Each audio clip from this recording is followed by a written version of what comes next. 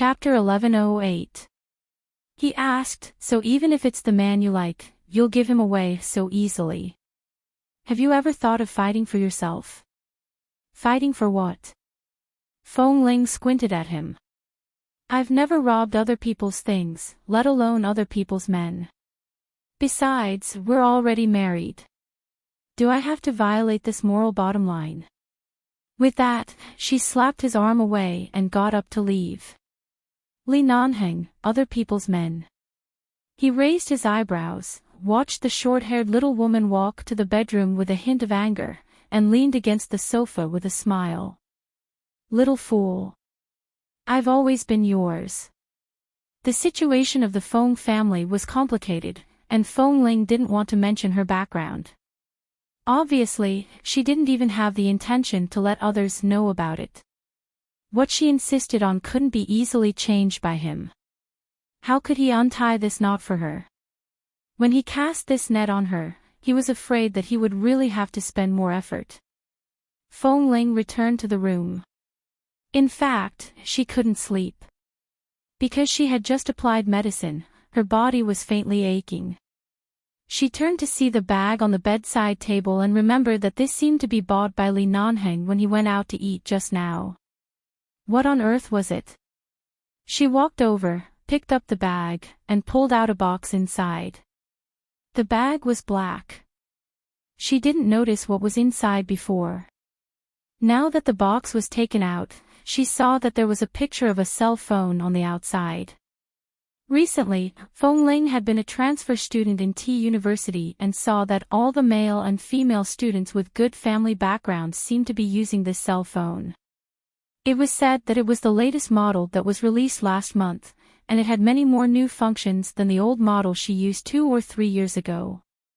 And the color of the cell phone was also white, not the monotonous black she usually used.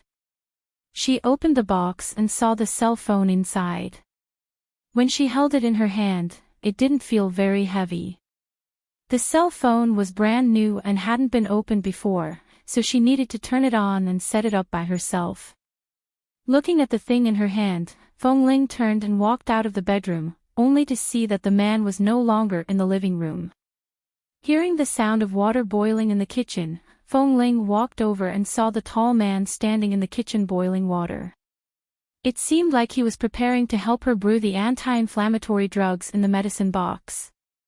Perhaps after such a long time, except 3 years ago, when she accidentally let down her guard against him and really promised to marry him 3 years later, she had never properly responded to his kindness. Back then, she had denied everything that had happened between the two of them again and again. Even though he was still angry with her, he still seemed to treat her very well. Whether it was out of control or out of habit, it wasn't like she didn't notice it. Not to mention the fact that he had saved her time and time again, he would even take note of something as trivial as an old phone. In the eyes of others, Boss Li might be a man harder than a rock that was difficult to approach, but in Feng Ling's eyes, what she saw was his flesh and blood and his warmth. She stood in front of the kitchen door with her phone and looked at the man's back. Are you boiling water? Li Nanheng didn't even look back. I can't sleep. Is there anything else I can do for you? When Feng Ling spoke, her voice was a little low. After all, she didn't know how to face the situation between him and her. Li Nanheng still didn't look back. Go back to the room to rest. If you can't sleep, play with the phone by yourself. Don't you need to study the new phone for a while? I won't argue with you about the phone. I'll accept the phone, but you don't need to help me change these things in the future. I just need one that can answer the phone. Feng Ling sharply saw that the man seemed to be making coffee while boiling water. She glanced at the coffee machine by his hand and walked over. Hearing her footsteps, Li Nanheng turned around and almost bumped into Feng Ling, who had just approached. She staggered back and almost dropped the new phone in her hand. She quickly clenched it hard in her palm. However, her movement was too fast and she was close to the cupboard. There was an empty coffee cup on the side, and the cup instantly fell to the ground with a crisp sound of shattering. Sorry. Seeing that she accidentally dropped something, Feng Ling subconsciously rushed to step back again. Seeing that her bare feet were about to step on the fragments, Li Nanheng's eyebrows twitched hard. He suddenly stretched out his long arm to hold her waist, pulled her back, and at the same time, kicked the scattered fragments on the ground a little further away from her. When did you learn to walk without shoes? It's winter in Tea City. How can you walk out barefoot? The man frowned and looked down at her. Feng Ling lowered her head and pushed his arm away. She took 2 steps toward the wall and glanced down at her bare, fair, and tender feet. She then turned to look at the man. There's floor heating in this hotel. The floor isn't cold. Even if it's not cold, you should wear shoes and develop the habit of walking barefoot. Are you like that woman Jean Wan, who often has a stomachache? Because Dr. Chin had treated Mrs. Mo, Dr. Chin must know that Mrs. Mo often had a stomachache because of her cold body, but Li Nanheng also knew. It was enough to show that these seemingly cold men would occasionally gossip about the troubles between women when they sat together in private. Feng Ling's white and tender toes curled up slightly and stood there looking at him. I'll go put them on in a while. Go now. I just came out to thank you. Feng Ling remembered that she almost stepped on the fragments and was suddenly held in his arms. For some reason, her heart trembled a little, and something uncontrollable spread in her. She squeezed the new cell phone in her hand and tried to find a reason to make her voice sound more normal. However, after all, she had just smashed a cup, and a pile of fragments were still on the ground, so her voice sounded a little weaker. Li Nanheng was expressionless. I want to thank you, but you smashed my cup. I'll call the front desk of the hotel and ask them to bring up 2 more cups for you. Feng Ling, who had always been cold and repulsed in front of this man, didn't know how to avoid embarrassment because she had accidentally caused trouble just now. Her voice was very low, and her eyes glanced at the fragments on the ground from time to time as if this matter was more serious than accidentally shooting a gun. Since she was a child, she had never made a rash mistake. This time, she really didn't know what to do. Chapter 1109. When she said that she would ask the receptionist to send 2 more cups over, it was obvious that she had accidentally exposed her fear. Call the receptionist and ask for 2 cups. Don't you think it's more effective if you smile at me? Feng Ling raised her eyes and said, I smashed the cup and asked the receptionist to send 2. What's the problem? Then she suddenly realized what the man had just said and stared at him.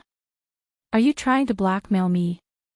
The little woman's timid look suddenly disappeared and she glared at him. I'm here to help you boil water for medicine and make coffee. You smashed my cup, but now you're glaring at me. She didn't know how to refute for a moment. He raised his eyebrows. So it's my fault. It's my fault. Feng Ling lowered her head awkwardly. It's not your cup. Just pay the hotel for the cup when you check out. I'll pay for it myself. Li Nanheng said calmly, do you know how much the cup the hotel gave me is worth? Hearing his words, Feng Ling knew that this man was deliberately blackmailing her. She was a little annoyed. How much can it be worth? Is it an antique? It's not an antique, but there are a lot of stocks in this kind of hotel. The boss of the hotel is also good at taste. This kind of coffee cup is custom-made. There was originally a pair. One of them is now on the coffee table in the living room, and the other one was smashed by you just now. This pair of custom-made coffee cups is 5 times more expensive than the cell phone in your hand. Seeing her eyes widen unexpectedly, Li Nanheng found it funny and really laughed. Feng Ling felt that she seemed to be despised in front of this boss Li who was born with a golden spoon. Even if it was 5 times more expensive, she could afford it.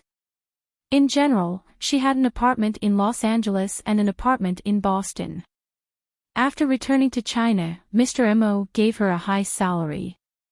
It was not like she didn't have money. She had worked hard for so many years. It was enough for her to survive in this world, okay? But seeing this man's expression, she was so angry that she didn't want to talk to him anymore. Just now, she shouldn't have inexplicably remembered how good he was to her because of this cell phone. She should always remember his shamelessness. Seeing that she was angry, the man waved his hand. Come here. Feng Ling originally wanted to return to the bedroom to put on her slippers, but when she heard his words, she turned to look at him and said unwillingly, "What? There's a way that you don't have to compensate me." "What is it?"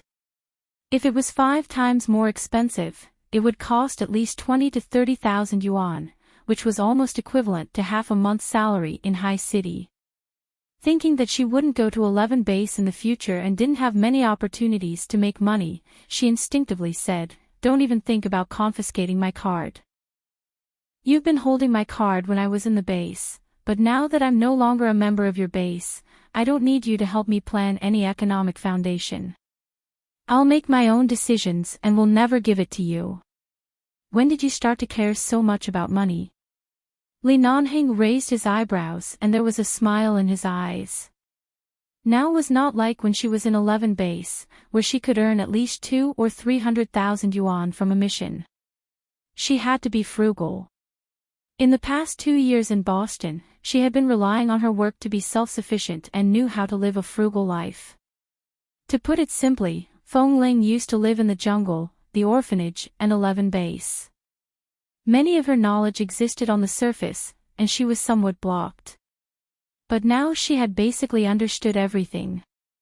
She would also care about things that normal people would care about, but she just didn't say it on the surface.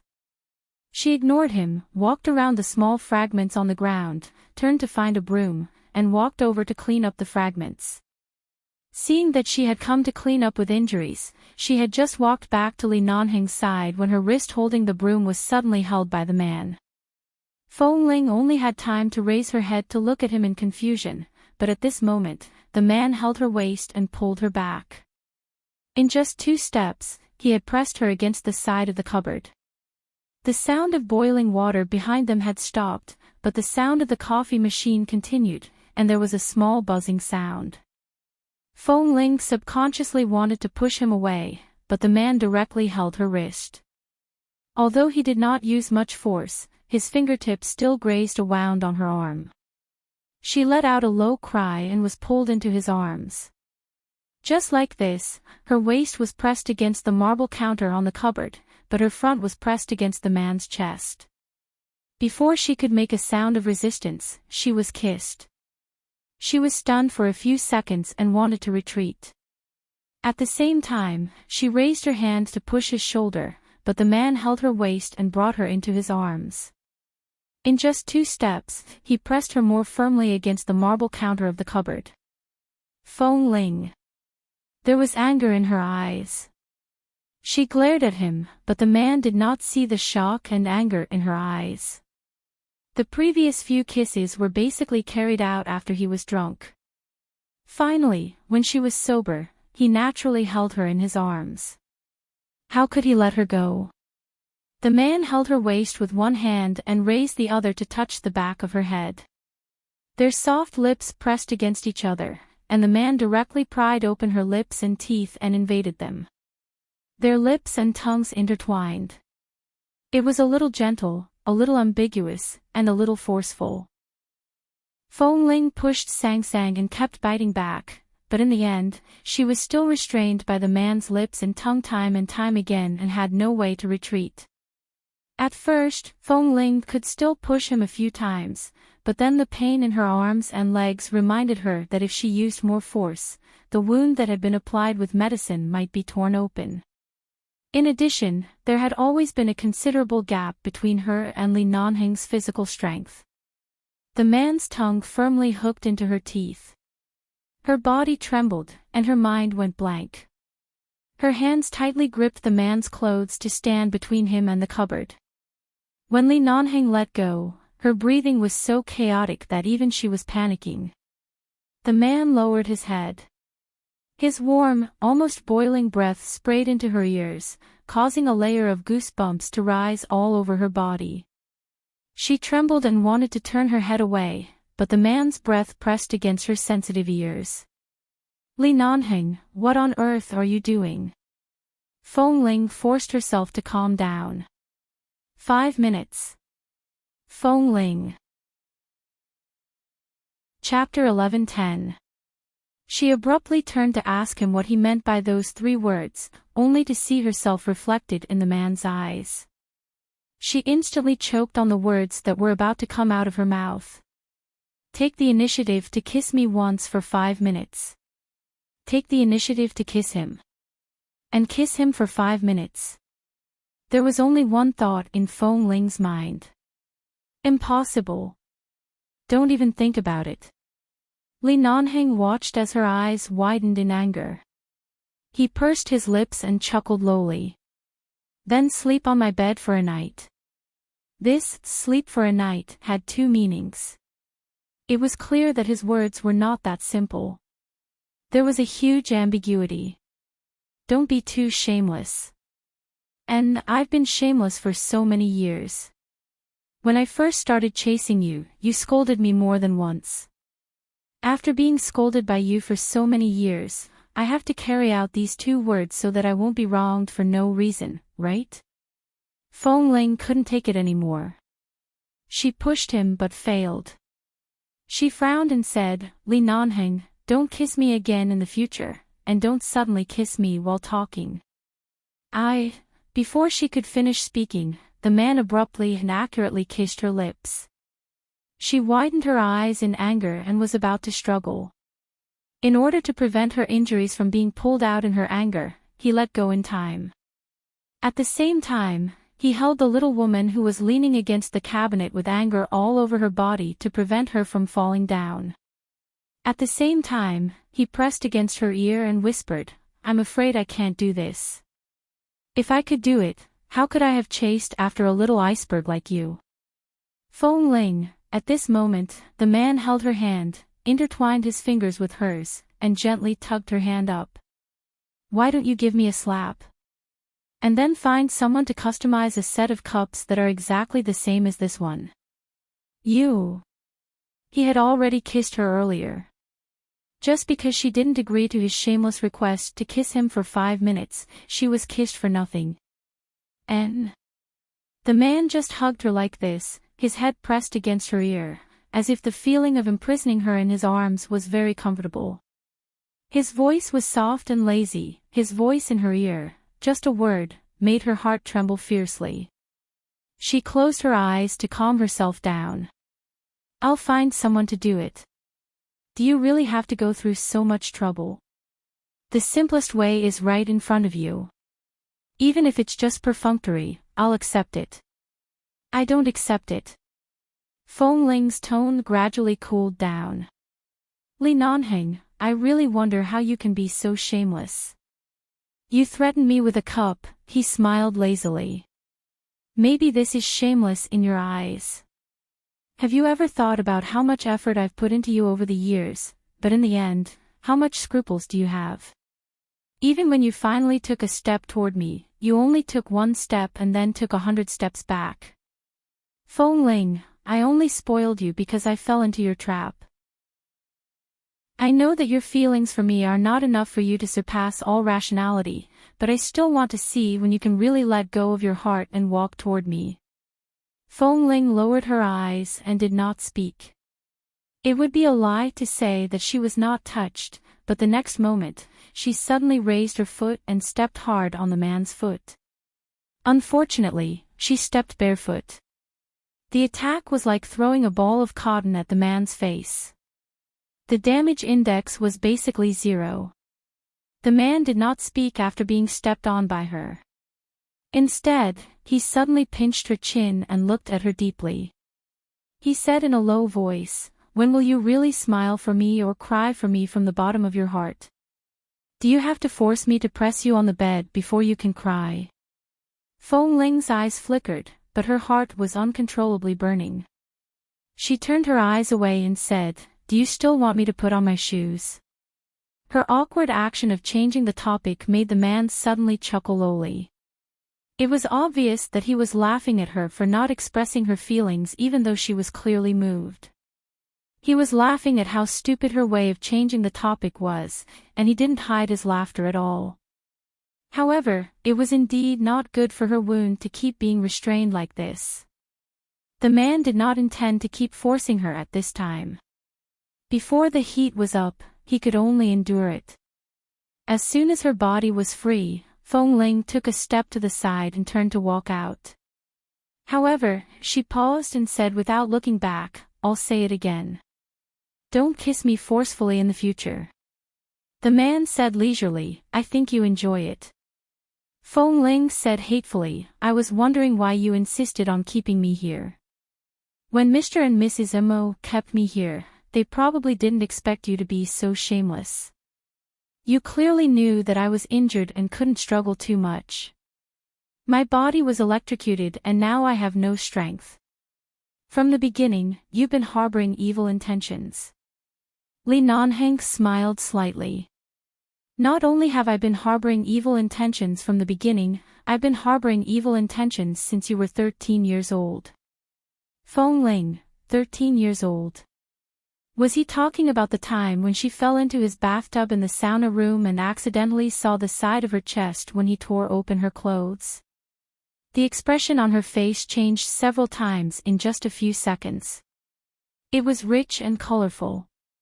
She wanted to curse but found that she couldn't say anything.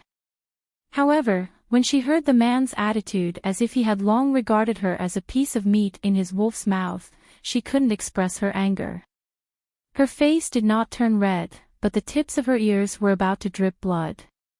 If she had known that one day in the future, this man would say such shameless words, she would never have gone to 11 base and would never have created any possibility or opportunity to contact him again. She couldn't find an excuse for a long time and finally fled. She ran back to the bedroom, put on her slippers, and threw the new phone on the bed. She stood in the bedroom for a long time and seemed to hear the sound of the broken pieces being swept up in the kitchen.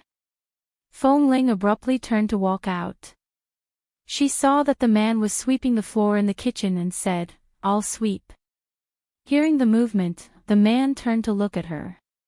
When he saw that she was indeed wearing shoes this time, he retracted his gaze and continued to sweep the floor. As he swept, he said mildly, "You'd better go play with your new phone. You're covered in injuries. You haven't even finished sweeping the floor. If you hurt your foot again, I'll have to apply medicine for your foot again. The gains don't make up for the losses." Feng Ling, now he knew that she was covered in injuries. Earlier, when he pressed her down and kissed her hard for a long time, why didn't he think that she was injured? Seeing that he really didn't need her to intervene, Feng Ling glanced at the other intact coffee cup on the coffee table, thought about the price of this cup, and returned to the bedroom. Chapter 11:11. Feng Ling sat on the bed and turned on the new phone. While studying the usage of the new phone, she checked the various phone numbers in her previous phone's address book. She didn't have much interest in studying the new phone. She just changed the card, made sure that the address book was also synchronized, and put the phone aside. Late at night, Feng Ling was very hesitant. She didn't know if she should stay or not. In fact, from a rational point of view, no matter what, she should leave. Because of the relationship between Li Nanheng and the Feng family, and because that man had clearly said that he wouldn't do anything to her, but he still kissed her forcefully in the kitchen. She felt that if she continued to stay here, more unexpected things would happen, but in her heart, there was a weak emotion that she couldn't understand that hindered her, telling her that she should stay here. She put her new cell phone aside to charge, got up, and walked out of the bedroom. She saw the man coming out of the bedroom next to the suite.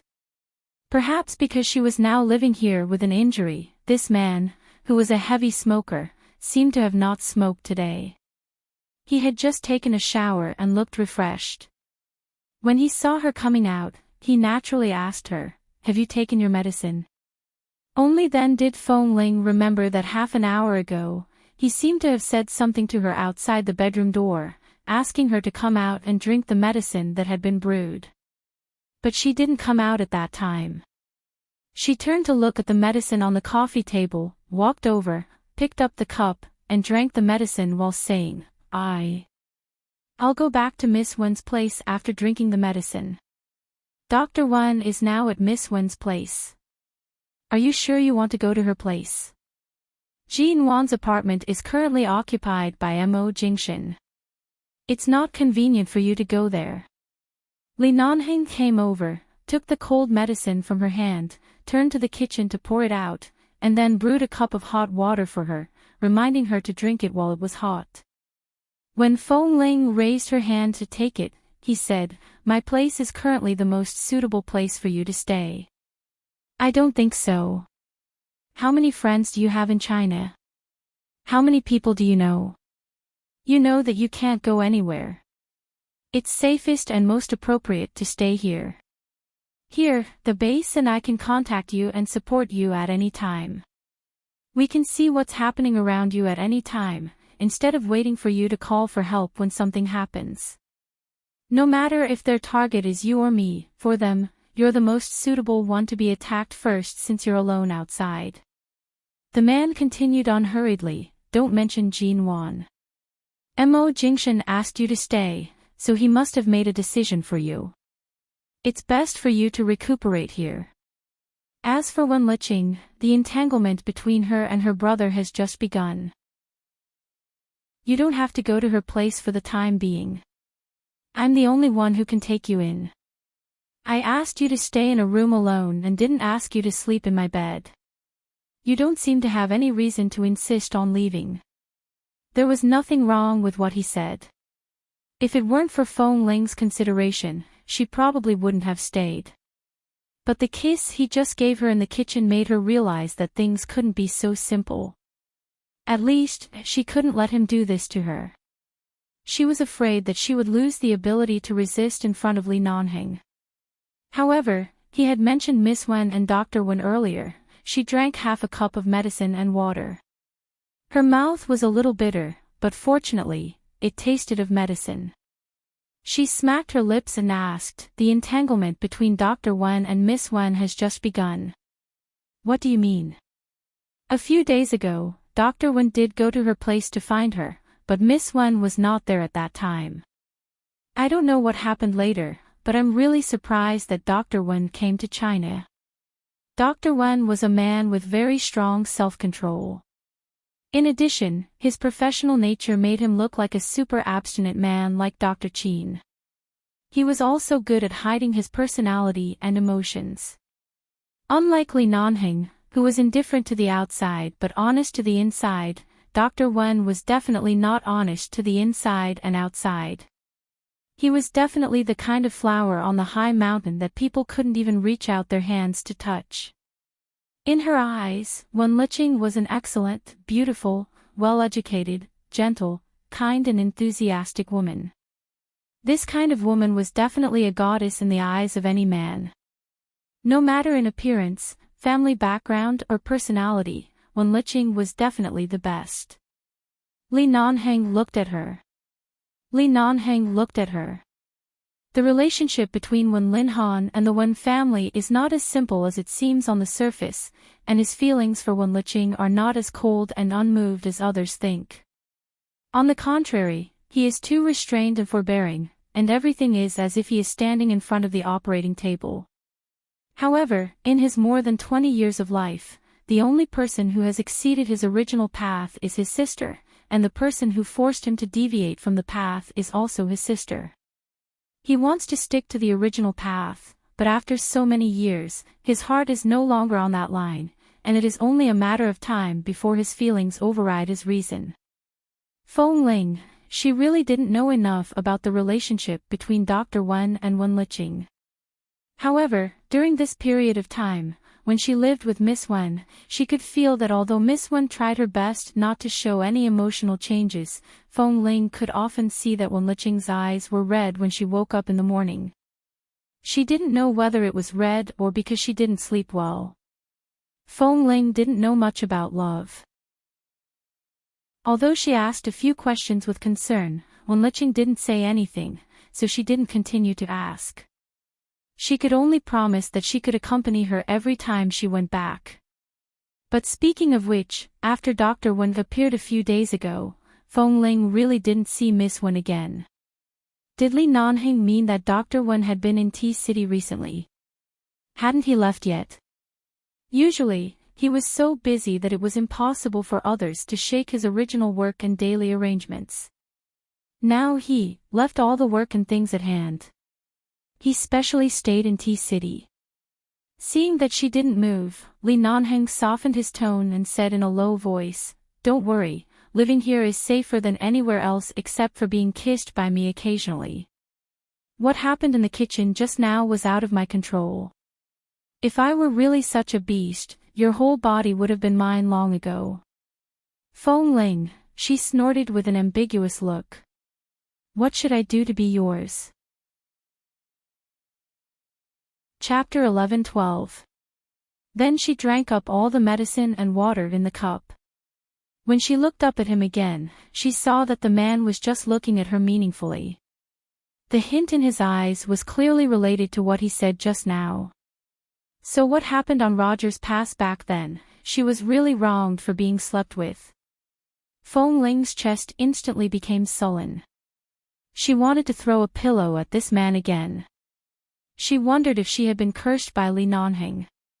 In the past, she clearly wouldn't get angry, but now, why was it so easy for her to provoke her?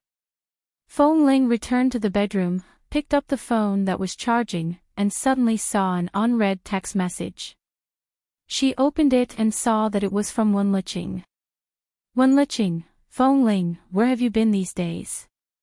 I was allergic to alcohol 2 days ago, so I had to have my stomach pumped and had an injection in the hospital. It took me a few days to get out of the hospital. When I came back, I found that you hadn't come back for 2 days. I called you but you didn't answer my call. Did you go back to the dormitory of T University with Mrs. Mo?" Feng Ling saw that this text message had only been sent 3 or 4 minutes ago, and she called Wenlicheng back. "Feng Ling, where are you?" Feng Ling sat on the bed. "I'm outside. I'm fine. Is your alcohol allergy so serious? How are you now?" "It's okay. I'm a doctor myself. What can I do?" Wenlicheng said softly, then thought for a while and said, "Since you are outside, Feng Ling, can you help me with something? Can you help me contact someone?" Before she finished speaking, Feng Ling suddenly heard the sound of the door being opened, and then Wenlicheng suddenly stopped speaking as if she was afraid of being heard and didn't continue. "What's the matter?" "If it's inconvenient to talk, send me a message," Feng Ling said softly. "Okay." Wenlicheng's tone on the other side suddenly became serious, and then she gently said, "Good night," and hung up the phone. On the other side of the phone, Wenlicheng turned to look at the man who pushed the door open. Wen Linhan came in with a weather-beaten body. When he came in, he saw that she was curled up on the sofa, holding a cell phone and calling someone. "Who's calling?" Feng Ling, after answering, Wenlicheng raised her eyes to look at the man who walked in the door. She stared at him for a few seconds, then lay on the sofa as if she didn't feel anything. She silently pulled the blanket to cover her legs, closed her eyes, and pretended to sleep as if he didn't exist. When Linhan watched her every move after entering the door, closed the door, and did not speak to disturb the silence in the room at this moment. Wenlicheng closed her eyes and leaned against the sofa for a while. Because of the man's silent gaze, she finally opened her eyes and looked at him expressionlessly. "Shouldn't you go back to the United States now? Your fiancé is still waiting for you. Your work and your patients are still waiting for you. I, an insignificant person, have already troubled you for more than a week. Now that I'm fine, you can go." When Linhan did not speak. "Also, I promise that such a thing will never happen again. don't think too much about it. I only drank because I enjoyed myself, not because of you. Everything was because of me. I didn't intend to put any pressure on you, nor was I forcing you by injuring myself. Wenlicheng lowered her eyes as she spoke. She didn't want to see his expression, so she just leaned against the sofa and spoke. Then she frowned slightly because of his silent attitude after entering the door. Before leaving the United States, she still remembered the words she said when she grabbed his collar and questioned him with red eyes. She cried uncontrollably and begged him not to abandon her like this and begged him to face his feelings. What did he say to her at that time? Every word was like a cold knife grinding on the top of her heart, and now her heart still trembled when she thought of it. She stroked her head and turned to look at him. Brother, I've already said that you don't have to think that everything I do now is for you to see. It's been almost 10 years. I apologize to you for all the childish, willful, and irrational things I have done for you. I apologize for affecting your normal life for so long, and I apologize for pestering you for so many years. Perhaps if I hadn't pestered you for so many years, you would have been able to marry your fiancé 3 or 4 years ago. It's all my fault. She continued, you don't have to stay here with me. From now on, I won't make my presence felt in front of you. I won't force you to stay. You can go. Wenlicheng looked at her indifferently and didn't speak. There was a floor heater in the room, which was very warm. He casually took off his windbreaker and tugged at the collar of the white shirt inside. Then, he undid 3 buttons at the same time. His cold and aloof demeanor instantly became much more easygoing. At the same time, his gaze fell directly on her cold face, which seemed to have made up her mind to abandon love. Just because of one sentence from me, you can torment yourself to this state, and you still dare to say that you're not putting on an act for me to see. If I hadn't come in time this time and sent you to the hospital before your allergic symptoms completely broke out, do you know what would have happened to you now? Do you want your neck and face to be swollen for the rest of your life, or do you want to be sent to the emergency room for surgery if your respiratory tract is seriously asphyxiated? Or do you want to quietly find a corner where no one knows and get drunk and slap me in the face with your pathetic way of letting go? And then impose on me the crime of forcing my sister to die? His tone was still very cold, so cold that Wenlicheng's heart ached fiercely. She abruptly turned her eyes. You think too much. Wenlicheng sneered. You torment yourself like this. How can I not think about it? Do you really think I have no heart? Really? Wenlicheng said lightly, I really thought you had no heart. It turns out that you will also take my affairs to heart. It turns out that you will also think about my affairs carefully, instead of always just throwing me aside as a mischievous child, ignoring all my emotions and always telling me 2 words, don't make trouble.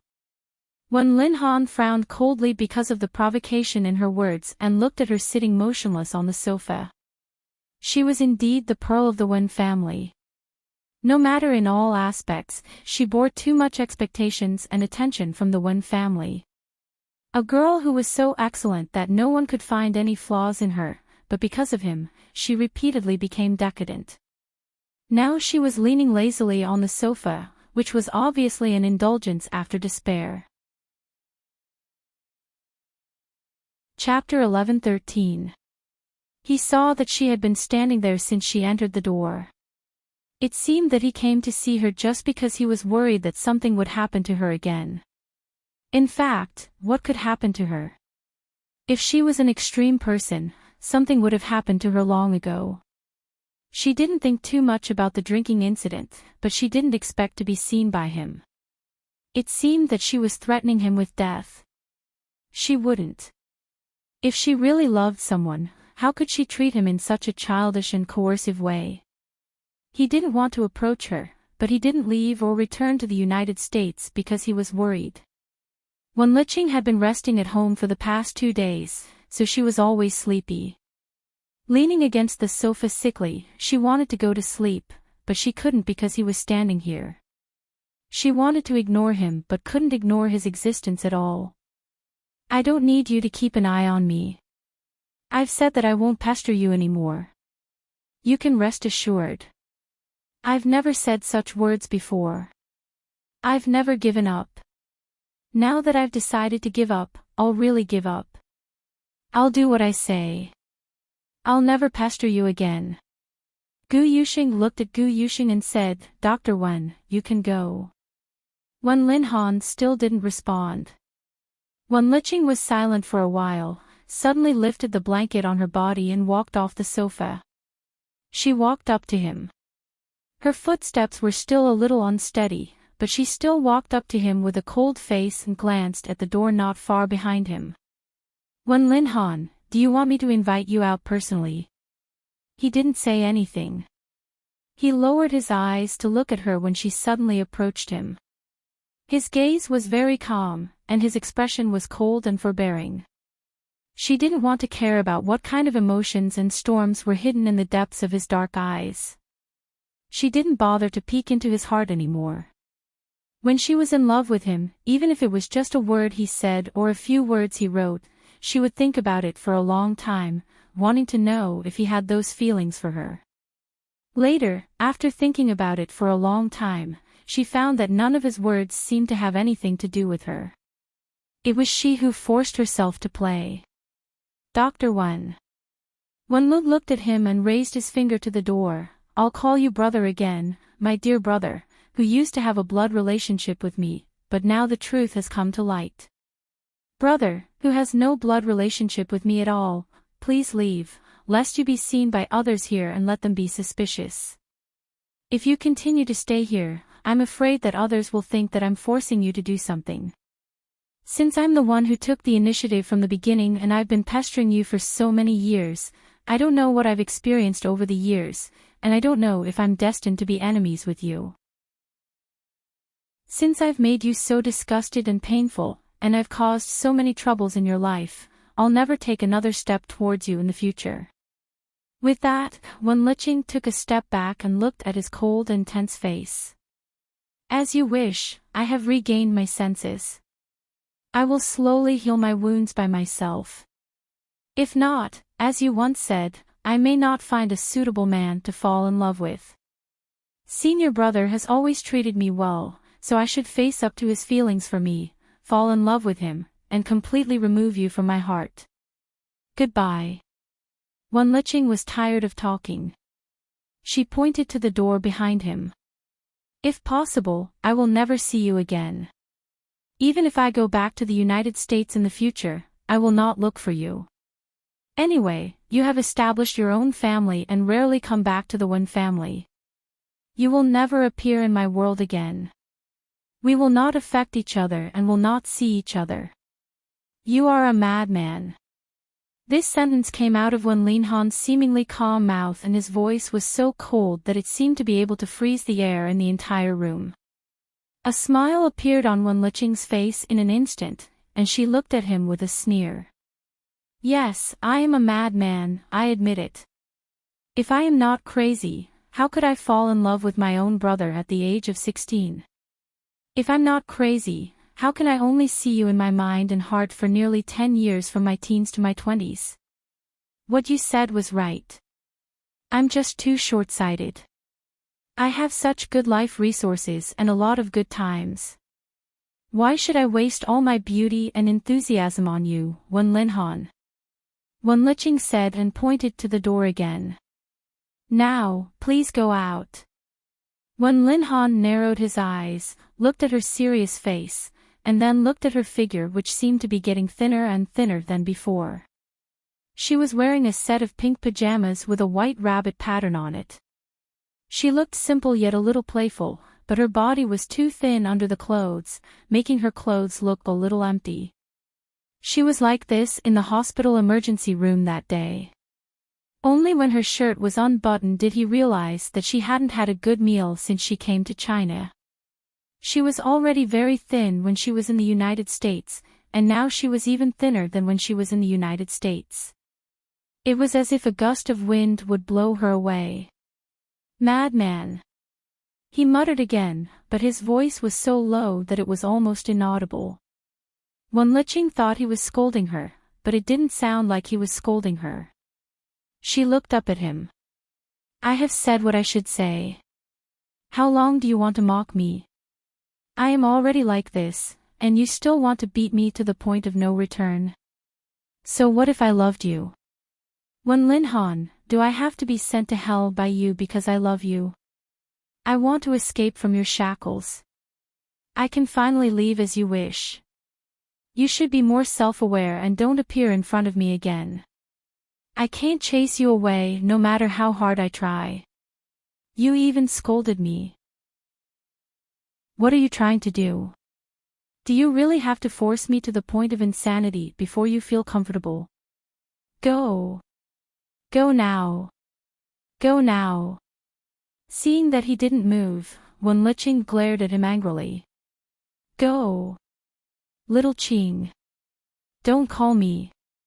Don't call me Little Qing again. You are not my brother, but also my lover. This word is not something you can say casually. Wenlicheng looked at him coldly. Go. Go now. Wenlin, don't force me to throw you out. Go. Chapter 11-14. Seeing that he didn't move and just stood there looking at her like a stone stick, Wenlicheng was really fed up with his tepid attitude. She angrily stretched out her hand and pushed him hard. She hit him hard and cried, Go away. Get out. Wenlin, don't show up again. I don't love you anymore. The back of her waist suddenly tightened, and before Wenlicheng could see anything clearly, she was suddenly pulled into his arms. The man suddenly raised a hand to hold the back of her head, pulled her forward, and kissed her hard on the lips. The touch on her lips was so strong and fast that she didn't have a chance to react. She was caught off guard. She was petrified in an instant. Her tearful eyes were wide open, but there was shock and confusion hidden in her eyes. She didn't understand what was going on from beginning to end. Wenlin was kissing her. This had never happened in nearly 10 years. She once took the opportunity to take care of him when he had a fever to secretly lean against the bedside to kiss him, but she was careful not to be discovered by him. Or when she acted coquettishly with him a few years ago, she rubbed his face against his face, asked for a hug in his arms, buried her face in his neck, and touched his chin and even his Adam's apple with her lips from time to time in order to seduce him, but he pushed her away. Or perhaps, when their lips touched, it was just an unintentional collision, although most of the time, it was slightly intentional on her part. But in any case, Wenlin had never kissed her. Every time she accidentally kissed him, he would avoid her expressionlessly and warn her not to be too obsessed with him. He never did. He never kissed her. He never kissed her like this. Even the man's kiss ravaged her lips as if he was complaining about something. He lost his usual calmness and gentleness, and lost the demeanor that should belong to Dr. Wen. He just entangled her lips and tongue fiercely. Before she had any preparation, he forcibly opened her teeth and kissed her deeply without restraint. Wenlicheng didn't recover at all. Her brain seemed to be blank, and she was shocked stiff. Feeling that the woman in his arms hadn't recovered for a long time, Wenlin's heart softened. He held her tighter in his arms, imprisoned her firmly in his arms, and sucked her lips from intense to gentle. When her eyes gradually regained focus and her consciousness gradually recovered, she suddenly raised her hand to push him away. Wenlin's hand clasped her waist tightly, and he bent down to increase the intensity of the kiss. Wenlicheng moaned and her body was also struggling, but he still didn't let go. When she struggled violently, Wenlin suddenly bit her lips and said hoarsely as if warning her, "Isn't this what you want? You used all the methods you could think of just to break through all the obstacles and be with me. Since this is what you want, you don't have to torture yourself like this anymore. Just tell me what you want. I've never been unable to give you anything since we were young. Since you only want me, fine, I'll give it to you. Wenlicheng didn't understand what he meant. The man in front of her looked at her with deep eyes. She only felt that her lips were kissed painfully.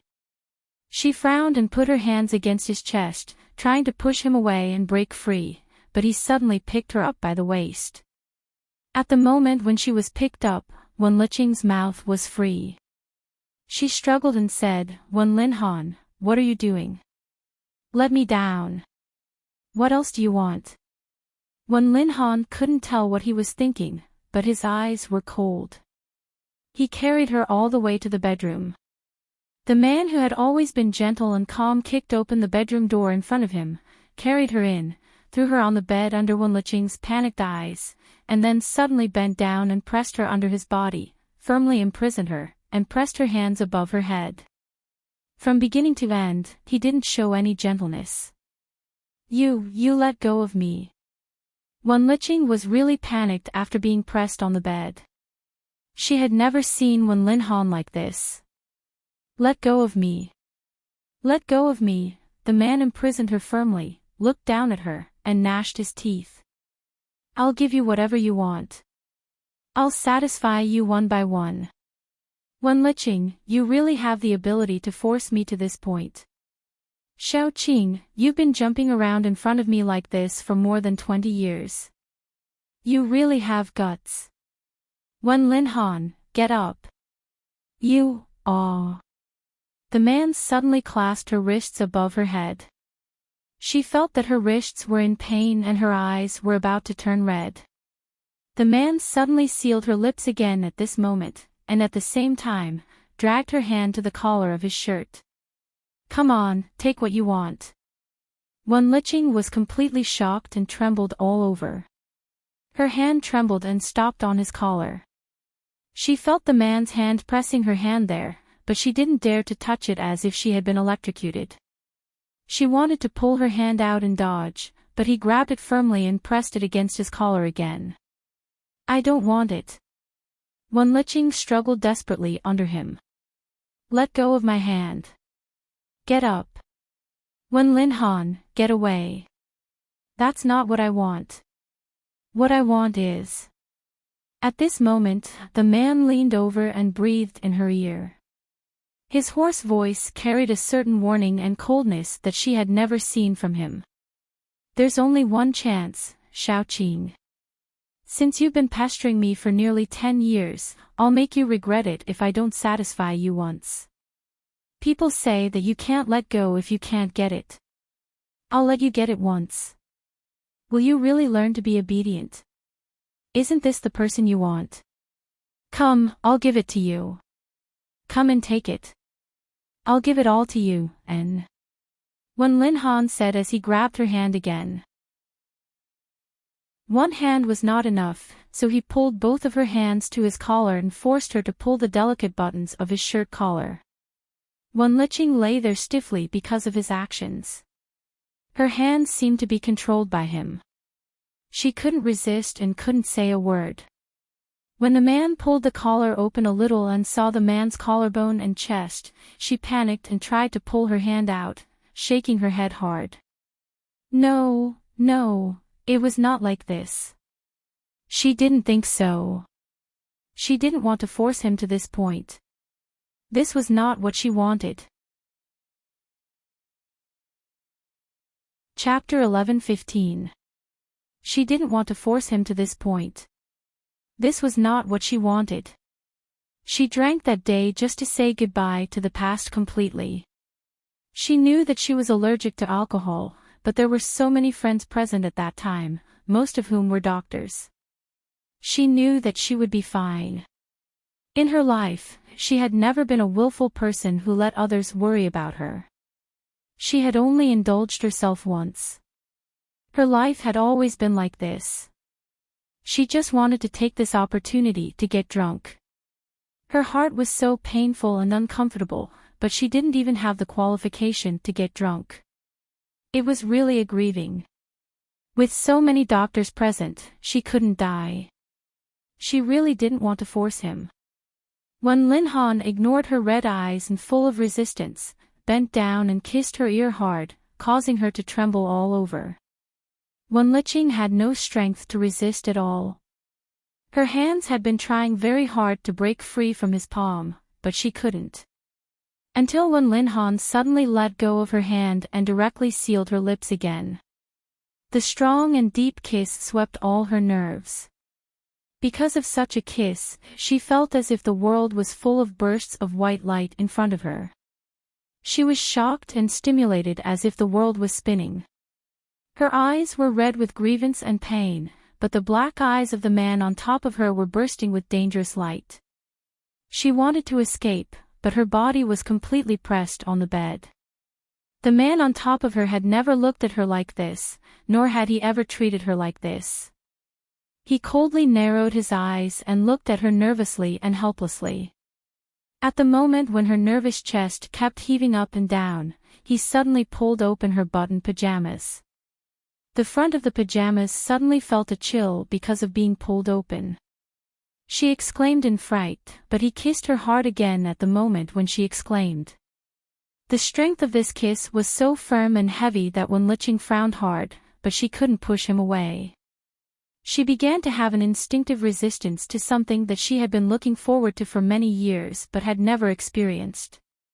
She wanted to get up and push him away, but her body was as tense as a bow.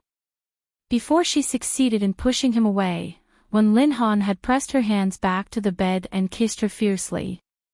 When he kissed her collarbone, Wen Liqing was so anxious that her tears slid down the corners of her eyes.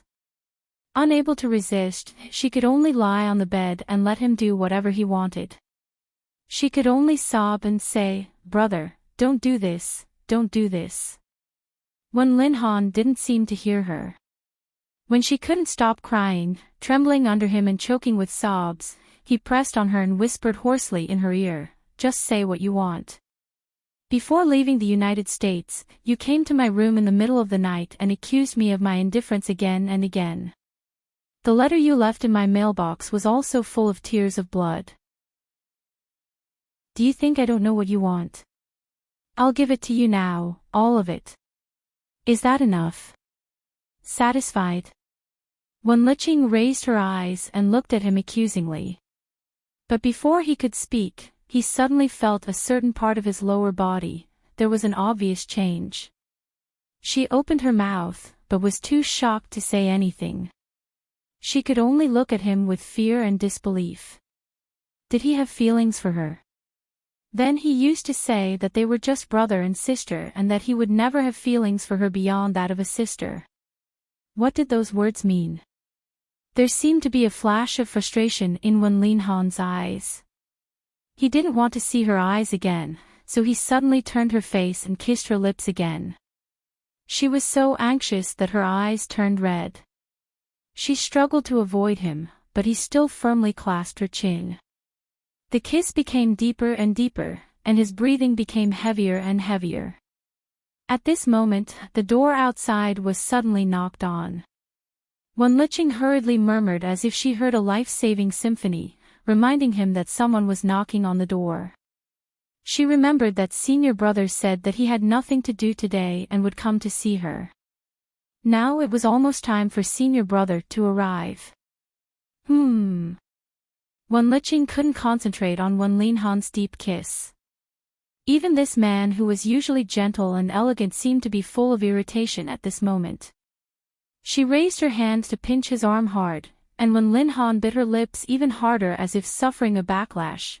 Suddenly, Wen Linhan's hand continued to unbutton her pajamas that had already been opened. The moment Wen Liqing felt a chill in front of her body, her eyes widened in disbelief, and her body suddenly tightened. She had just successfully pulled out her hand and pushed his shoulder, but now she suddenly grabbed his shoulder tightly and her eyes were full of panic. Don't. Brother. Wen Liqing was really scared. She looked helplessly at the man who was usually as calm as ice but now almost went crazy with her. Don't do this. I'm scared. The fear in Wen Liqing's heart had reached the extreme. She trembled under him, and the focus in her eyes was almost unfocused. Her messy long hair was wrapped around her neck and cheeks, and sweat was intertwined. She was full of fear and helplessness. Wen Linhan looked at her coldly and sneered. The more afraid she was, the harder he kissed her. When he touched her chest, Wen Liqing suddenly clenched his shoulders hard with both hands and her nails almost embedded into his shoulders. Don't, isn't this what you want? No. She turned her body slightly, wanting to avoid his hand, but he pressed down on her body. He bit her lips as if he didn't give her any leeway, and then kissed her sweaty, white neck. His hands didn't stop moving. Wen Liqing was a little ashamed. There had never been any intimacy between her and him except for the touch of lips. In the past 10 years, everything had been stuck at the level of siblings, and they had never gone beyond that. If something really happened here today, would she be happy? Was this really what she wanted? What she wanted was for him to really like her, not just the relationship between brother and sister, but to really like her. If he did all the things he wanted to do because of love, she would definitely accept it. After all, she was already in her 20s and was not a little girl. There was nothing wrong with it. But now, not now. He had been completely forced by her to the point that he had lost his rationality. He had even acted with vengeance and viciousness. This was not love. Chapter 11:16. The knocking on the door outside became more and more urgent. Wen Linhan had no intention of letting her go but bullied her even more fiercely. He pressed the woman's soft body under him and asked himself again and again in his mind. He wanted to see her again and again, but he also wanted to know how she was doing. She cried her heart out in front of him, begging him not to get engaged to someone else. The letters she left in the mailbox were like knives, tormenting his sanity. Who was crazy? Wen Linhan closed his eyes and once again occupied her lips that had been kissed red and swollen, sucking mercilessly with a force that almost robbed all her breath. Wen Liqing trembled helplessly under him. When Wen Linhan's hand invaded her open clothes again, Wen Liqing suddenly shrank and abruptly turned her head away, but the man on top of her bit her ear, as if he had been forced to the extreme, or as if he was taking revenge when he was venting his emotions. She had no strength to resist at all. Her eyes were red, and her tears fell on the bed. She choked and said, "Why are you doing this, brother? Why are you doing this to me?" Wen Linhan did not speak for a while. After a long time, he seemed to barely suppress the desire in his body that was about to collapse. He suddenly put his hands on both sides of her body and slowly lifted himself up. He lowered his black eyes to look at the clear fear and sadness that flashed through her eyes. He still lowered his voice and said coldly, "I should be the one asking you, why do you like me? Why do you force me into a desperate situation step by step?" Wen Liqing sobbed. "I just said that I will never force you again. I will stay far away from you in the future." "I will never, it's too late," the man suddenly said. His voice was very soft, so soft that she thought she had heard wrongly.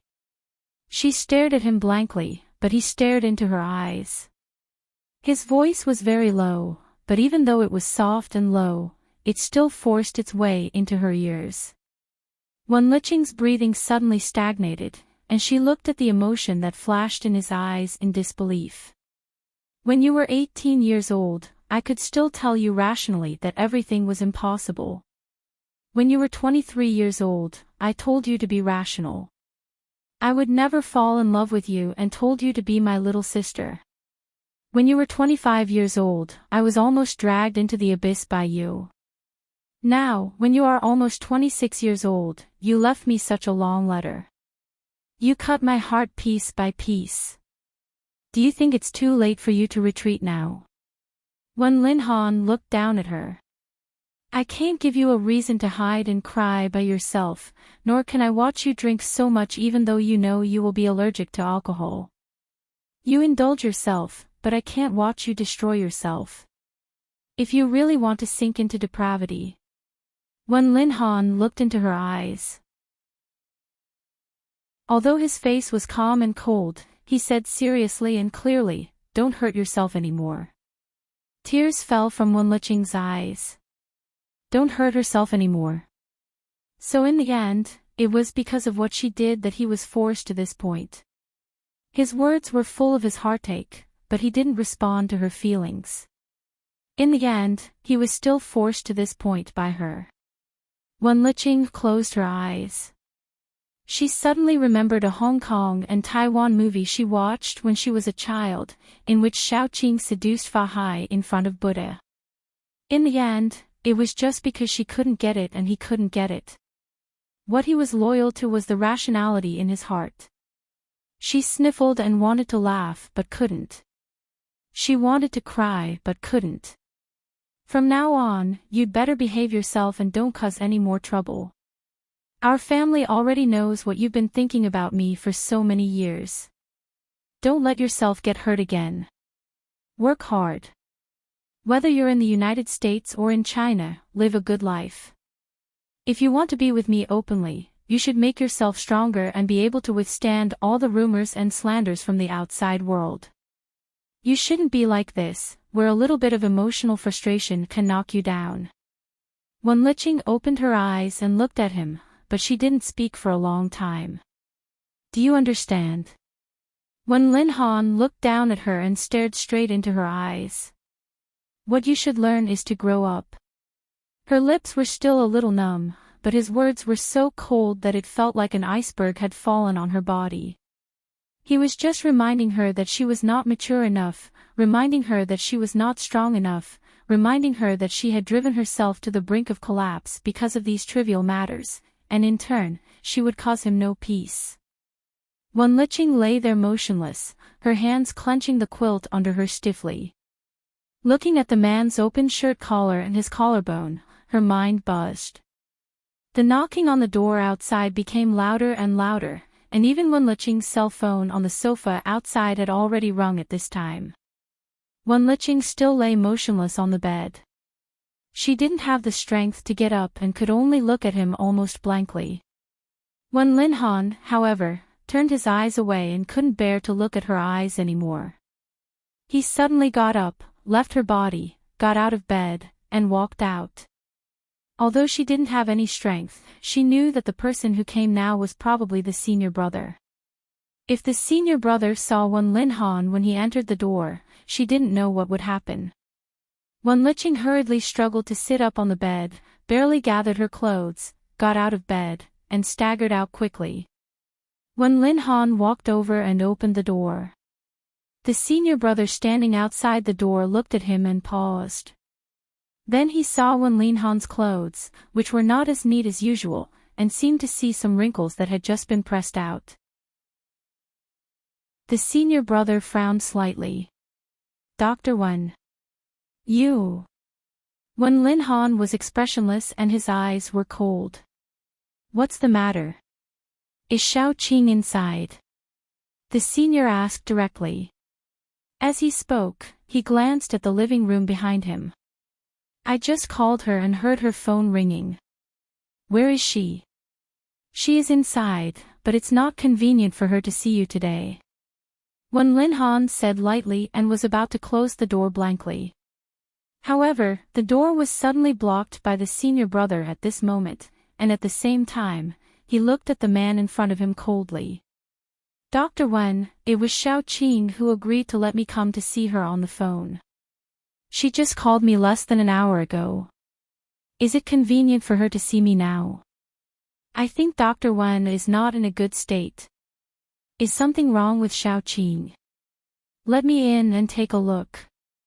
As long as I'm sure she's okay, I'll leave immediately. I'm here. What can happen to her? When Lin Han's cold eyes were full of impatience. He glanced at his hand blocking the door. Take your hand away. Chapter 11:17. The senior brother stood there and didn't move. At this time, he saw the woman coming out of the bedroom inside. At first glance, he saw Wenlicheng's messy long hair, her red and swollen eyes, and her lips that looked much rosier than usual. At the same time, he saw that although the front of her pajamas was held by her hands, if he looked carefully, he could still see that a button had fallen out. The woman who was usually spoiled by her family and friends seemed to have encountered the biggest change in her life at this moment. She was so embarrassed that any man could guess what she had just experienced.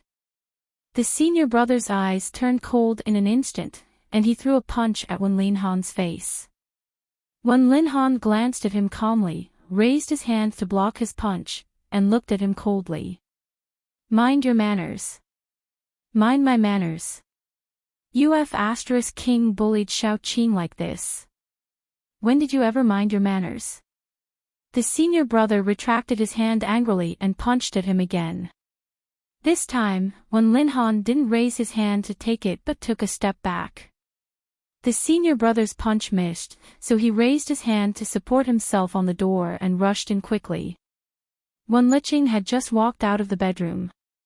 She looked blankly at the senior brother who just entered the door and then frowned when she saw the tense atmosphere between the two of them. The senior brother glared at Wenlinhan. What did you do to her just now? Wenlinhan didn't answer but looked back at Wenlicheng who was standing there blankly. What did I do to you? Do you want to tell him yourself? As soon as Wenlicheng heard this, she looked at the man standing there with a cold face in disbelief. He clearly knew that she was about to give in under the gentle attack of her senior for so many years. She had just said that she wanted to turn around and look at the people behind her. Her senior had been treating her the same for so many years. If she had any conscience, she would also turn around and look at him. She would cherish the people around her who were truly good to her.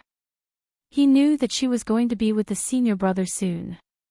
But Wenlinhan, who always wished he could never have anything to do with her, stood here and said such ambiguous words. Wenlicheng turned to look at the man whose face was full of anger. Senior brother. The senior brother only heard the fear and grievance in her intermittent and somewhat hoarse voice, and suddenly punched Wenlinhan again. This time, Wenlinhan didn't dodge but let him punch him in the face. As he took a step back, the senior brother rushed forward like crazy, grabbed his shirt collar hard, and pushed him to the ground fiercely. He didn't care whether Wenlinhan was good at martial arts or not.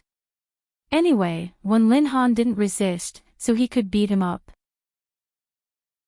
Seeing that the senior brother pressed Wenlinhan to the ground and was about to punch him again, Wenlicheng staggered and hurriedly ran over to pull them apart. Senior brother, don't fight, don't fight. The senior pushed her away forcefully. Go away. This sanctimonious beast in human clothing. He said she was his sister, but he was such a bastard in private. I must beat him to death. Senior brother. Wenlicheng was thrown back. Seeing that Wenlinhan really didn't fight back, his chin was punched again, and his clean face looked like a different person because of the red and blue corners of his mouth. The senior brother who had always been patient with her was furious at this moment. She hurriedly pulled his hand. Don't fight. Don't fight. Go away. Little Qing. The senior brother waved her away again. Although Wenlinhan was a doctor, he was a man of more than 1.8 meters tall with an absolutely perfect figure. If he really fought, not everyone could be his opponent. After all, he was tall and strong, but he didn't resist at all. Wenlicheng fell to the ground. Seeing the scene of Wenlinhan being beaten, she suddenly realized that she seemed to be really wrong. She shouldn't disturb his peaceful life. She shouldn't force all her embarrassment on him. If it weren't for her, how could he have come to this point? Wenlicheng suddenly got up and rushed over again. This time, she directly hugged the senior brother who was riding on Wenlinhan and hugged him tightly with both hands. Senior brother, please don't hit me. It's all my fault. I messed up my good life like this. It's all my fault. Please don't hit him.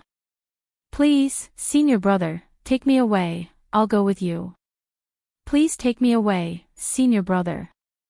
The senior brother suddenly lowered his head and looked at Wenlicheng, who was crying hard in his arms. Lying on the ground, Wenlinhan's eyes flickered slightly because of her begging the senior brother to take her away. He watched her crying and trembling in someone else's arms. Don't hit me, really, please, take me away now. Wenlicheng said, holding the senior brother's arms and body with both hands. I don't need to pack anything. I'll go with you right away, little Ching. Senior brother, I've figured it out. I'll forget him. I've really figured it out. Seeing her crying uncontrollably, the senior brother's anger gradually dissipated because of her tight hug and crying. He raised his hand and put it on her shoulder. Okay, I'll take you away. With that, he no longer looked at the man on the ground, suddenly got up, and at the same time helped Wenlicheng, who was crying and trembling weakly, up. He put his arm around her shoulder and walked out. When he walked to the door, he took off his coat and put it on her shoulder. Let's go downstairs first. I just parked the car outside. Get in the car. It won't be cold. I'll take you to a place to settle down first. Until the two of them went out the door was slammed heavily outside. The room was quiet. Wenlinhan lay on the ground, motionless, but the heaving of his chest gradually intensified. When they got downstairs, the senior brother opened the car door and saw Wenlicheng standing there and didn't move forward. Look at how timid you are. When you are not in front of Wenlinhan, you can say anything, but when you meet Wenlinhan, you become timid. Just now, you were so brave in front of him. Didn't you say you would go with me? Now you don't want to go. Wenlicheng, senior brother, okay, don't explain. I know what kind of person you are. The senior sighed. Get in the car first. If someone else saw you in such a sorry state, they might think that something happened to you. After all, he's your brother and also the person you love. What happens is between the two of you. I can't control it.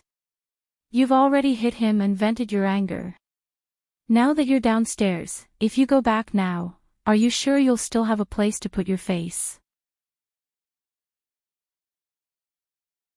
Chapter 11:18. Wenlicheng was a little embarrassed to be seen through. She put on his coat and stood outside the car door, asking, then where should I go now? Anyway, you are a visiting professor of the medical school. You don't look like a professor at all. Find a hotel to stay in and tidy yourself up.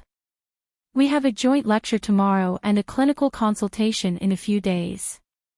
After that, you can deal with your relationship affairs. Wenlinhan is in T-City now.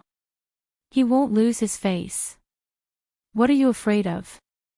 I'm not afraid of losing his face. Don't explain. I don't want to hear any explanation now. I know you just said you would go with me. Don't go back on your words. Get in the car now. Wenlicheng hesitated for a moment, but she still walked forward, sat in the car, and then gathered her clothes. The senior brother also got into the driver's seat. When he closed the door, it was very quiet in the car, and only the breathing of the two people could be heard. He didn't drive immediately but sat in the car for a while. After a moment of silence, he said in a low voice, "You once said that Wenlinhan is a very good brother. Whether you thought you were biological brother or sister or later found out that you were not related by blood, he is as good to you as ever.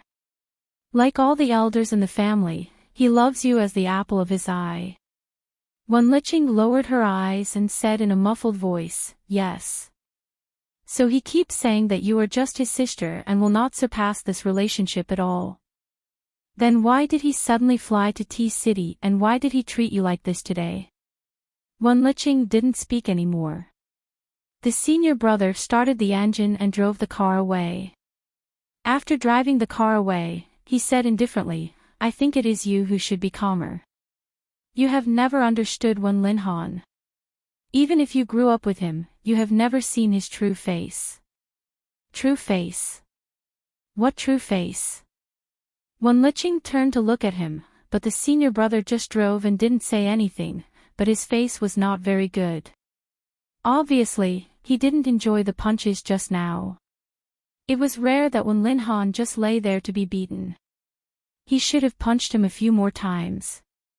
When she woke up in the morning, she habitually wanted to call Jean Wan and ask if she needed to go to T University to accompany her. But thinking that Mr. Mo was in T City now, it was unnecessary for him to go there. After all, the Cold War between the young couple had just ended, so he didn't make the call but lay in bed for a while. When she got up, she didn't know if Li Nanheng was awake. Instead of going to the bedroom next door to ask, she went downstairs to buy breakfast. It was just some external injuries, and she would be fine as long as she walked slowly. She did not want to stay in the room alone. When he went to buy breakfast and walked back, he passed by a fitness area near the river opposite the hotel. He saw many people doing morning exercises there, and many young couples coming out for a walk early in the morning. It was a very harmonious and peaceful morning. It was said that this was a downtown area, and it was not allowed to set up stalls in such places. However, there was actually a stall set up early in the morning in front of them. Someone was selling all kinds of phone cases and stickers for this year's new mobile phones. Feng Ling thought of her new mobile phone. For her, a mobile phone was expensive as long as it cost more than 1,000 yuan. Such an expensive mobile phone should be well protected, so she walked over, chose a phone case that looked sturdy, and spent another 10 yuan to ask someone to help her stick a sticker on the screen of her mobile phone. The shells and membranes were very cheap. Although it was a small stall, since it could be placed in such a place and opened so early in the morning, the price would usually not be too cheap. However, the stall owner's asking price was really too cheap. It just happened to satisfy her desire to not spend money recklessly. She was playing with her mobile phone and was about to go back with the breakfast, when suddenly a couple who were taking a walk opposite her began to quarrel. The man, you also know that I will be angry. Every day, you don't tell me what you are feeling, and you don't tell me about your grievances. Do you take me as your man? The woman, it's not that I don't want to tell you. I just feel that there are some things that I can get through alone. I don't need to mention them to anyone. The man, have you ever thought about me? I am your boyfriend. Shouldn't you let me comfort you when you feel wronged? Let's not talk about how to solve the problem first. One more person is always one more helper. At least when you want to get through it, let me know that at least I can be by your side. Do you really put me in your heart? Do you really love me? The woman, I don't know. The man, from the beginning, when we were together, there were so many things that you cared about, but you never really considered the simplest link between us. You have been antisocial since you were young. Now that there is finally someone who is willing to dote on you and is willing to wait for you to accompany you, you still reject me thousands of miles away. I really have enough of you. Let's break up.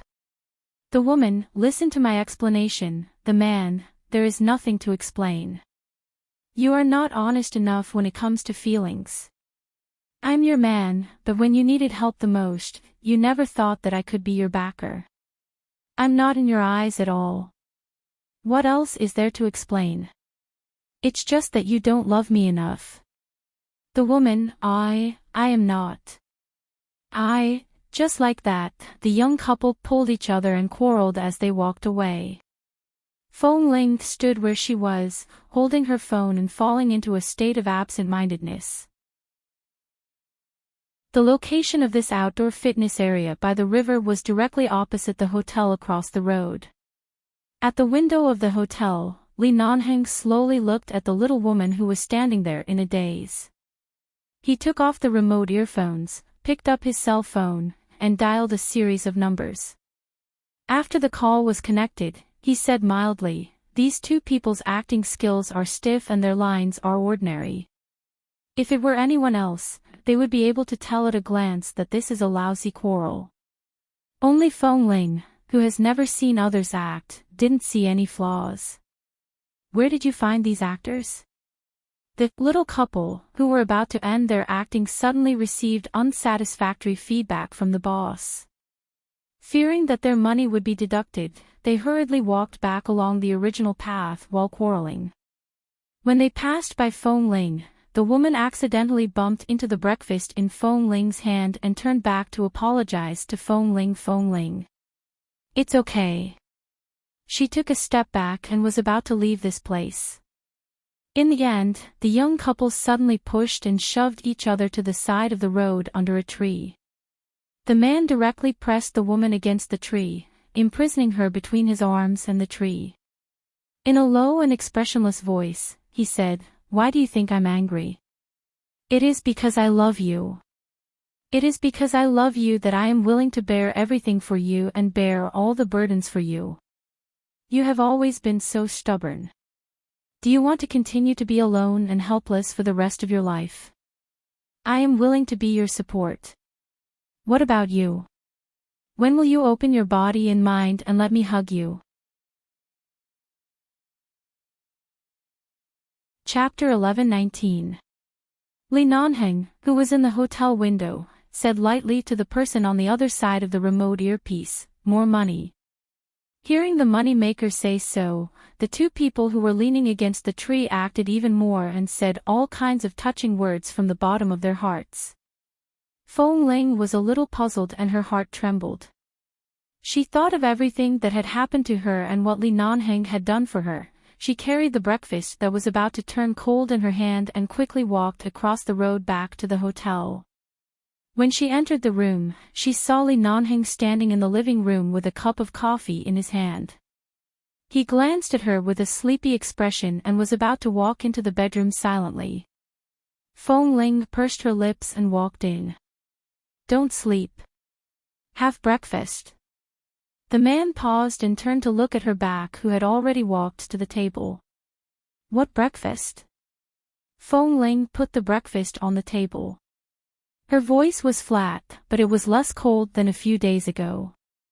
"Steamed buns, fried dough sticks, soy milk, porridge, and a box of side dishes." Hearing that she was a little conscientious and no longer rejected him, Li Nanheng quietly turned and threw the coffee cup back into the kitchen. He then turned back to the table and was about to sit down to eat when Feng Ling glanced at him. "Didn't you just get up? Don't you want to wash up before eating?" Li Nanheng. He got up, turned back to the bedroom, and began to wash up for the second time today. When the man brushed his teeth and came out, Feng Ling had already finished her share. When he sat down, she was about to get up, but the man pushed the soy milk in his hand to her. "I don't drink this. Help me drink it." Feng Ling looked at him. "I don't have such a big stomach." Li Nanheng glanced at the lunch box in front of her. "You put 2 steamed buns and 2 fried dough sticks here for me, but you only ate 1 fried dough stick and a cup of soy milk. Are you eating cat food?" "Feng Ling, I'm not that hungry. I'll just eat a little." "Drink it." The man decisively pushed the soy milk to her. Feng Ling glanced at him and then at him. She saw that the man had already picked up the bun to eat. The way this man ate was very good-looking. It was not overly pretentious and elegant, but it was also not wolfing down the food. In short, it was that kind of manly. She had no choice but to take the soy milk, insert the straw, and drink 2 more mouthfuls. "What are you thinking about?" Li Nanheng looked at her as he ate, and there was a meaningful smile in his eyes. "When I woke up, I didn't notice that you went out. You, an injured person, ran out to buy breakfast. Have I trained you to be too independent over the years? You don't even give others a chance to enjoy being relied on." Feng Ling only drank the soy milk and did not speak. She then thought of the young couple she had just seen downstairs arguing. She was the same as that girl. She was too used to keeping everything to herself. She was used to not bothering others. Even if something really happened, she would keep it to herself. She was unwilling to say a word to others. However, if a person was willing to do anything for her and bear everything for her, but she often rejected him because of various reasons, wasn't she really too much? Li Nanheng did not express his dissatisfaction and anger like that man, but that time, he whispered in her ear and asked her to remember what she said. Later, all kinds of indifference and brushing past him showed that he was really angry. What was he angry about? Was he angry that she didn't understand his heart? I got up early and couldn't sleep, so I went downstairs for a walk and bought breakfast on the way. It's not as complicated as you think, Feng Ling said lightly, but she looked at the man who was eating. She glanced at the man who was eating. After holding it in for a long while, she finally asked, "Is it delicious?" It was the first time in a long time that he heard Feng Ling take the initiative to ask something, even if it was just 3 short words. The smile in Li Nanheng's eyes instantly deepened. He took a bite of half of the bun, chewed, swallowed it, and laughed loudly. "It's delicious." Feng Ling, why did others say that Li Nanheng was so cold in front of them, but when she looked at him, she always felt that this man was like a fool. If it was delicious, then it was delicious. Why did he smile? The point was that when he smiled, he looked at her while smiling, as if it was not a bun but a golden pimple.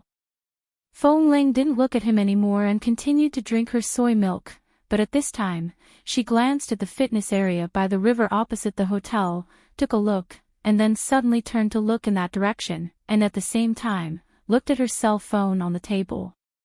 It was strange. When she was downstairs just now, there were people selling things there so early in the morning. How long had it been? Why did the stall disappear? Was it sold out? No, there were still a lot of people just now, and it was so early now. Few people would buy things, so it couldn't be sold so quickly. It hadn't even been half an hour, and the stall was already gone. Feng Ling looked in that direction thoughtfully. Li Nanheng also looked in that direction because of her gaze. Noticing what Feng Ling was looking at, he suddenly coughed and raised his hand to say, "Give me the soy milk. I'm choking." Ah. Feng Ling hadn't come back to herself. She only turned to look at him, saw that the man seemed to be really choked, and subconsciously hurriedly handed him the unfinished soy milk in her hand. She saw that the man took her soy milk and took a big sip with the straw she had just used. When she realized that the straw was used by her, the man had already taken several sips. Feng Ling's attention was also completely attracted by the straw. She put on a sullen expression, thinking that she had been kissed by him before, and it was not a big deal to use the same straw. When they were all men in the base, they also used the same cup, so it was not so pretentious. But now no matter how she looked at it, she felt that it was too intimate and ambiguous, and he didn't treat her as an outsider. However, she didn't say this, but when the man returned the soy milk to her again, she hesitated. If she didn't drink it, it would be too delicate and wasteful. There was still half a cup. If she drank it, it seemed, after hesitating for a while, she still lowered her head and continued to drink, but this time, she lowered her head even more, as if afraid that the man would see her somewhat hesitant expression.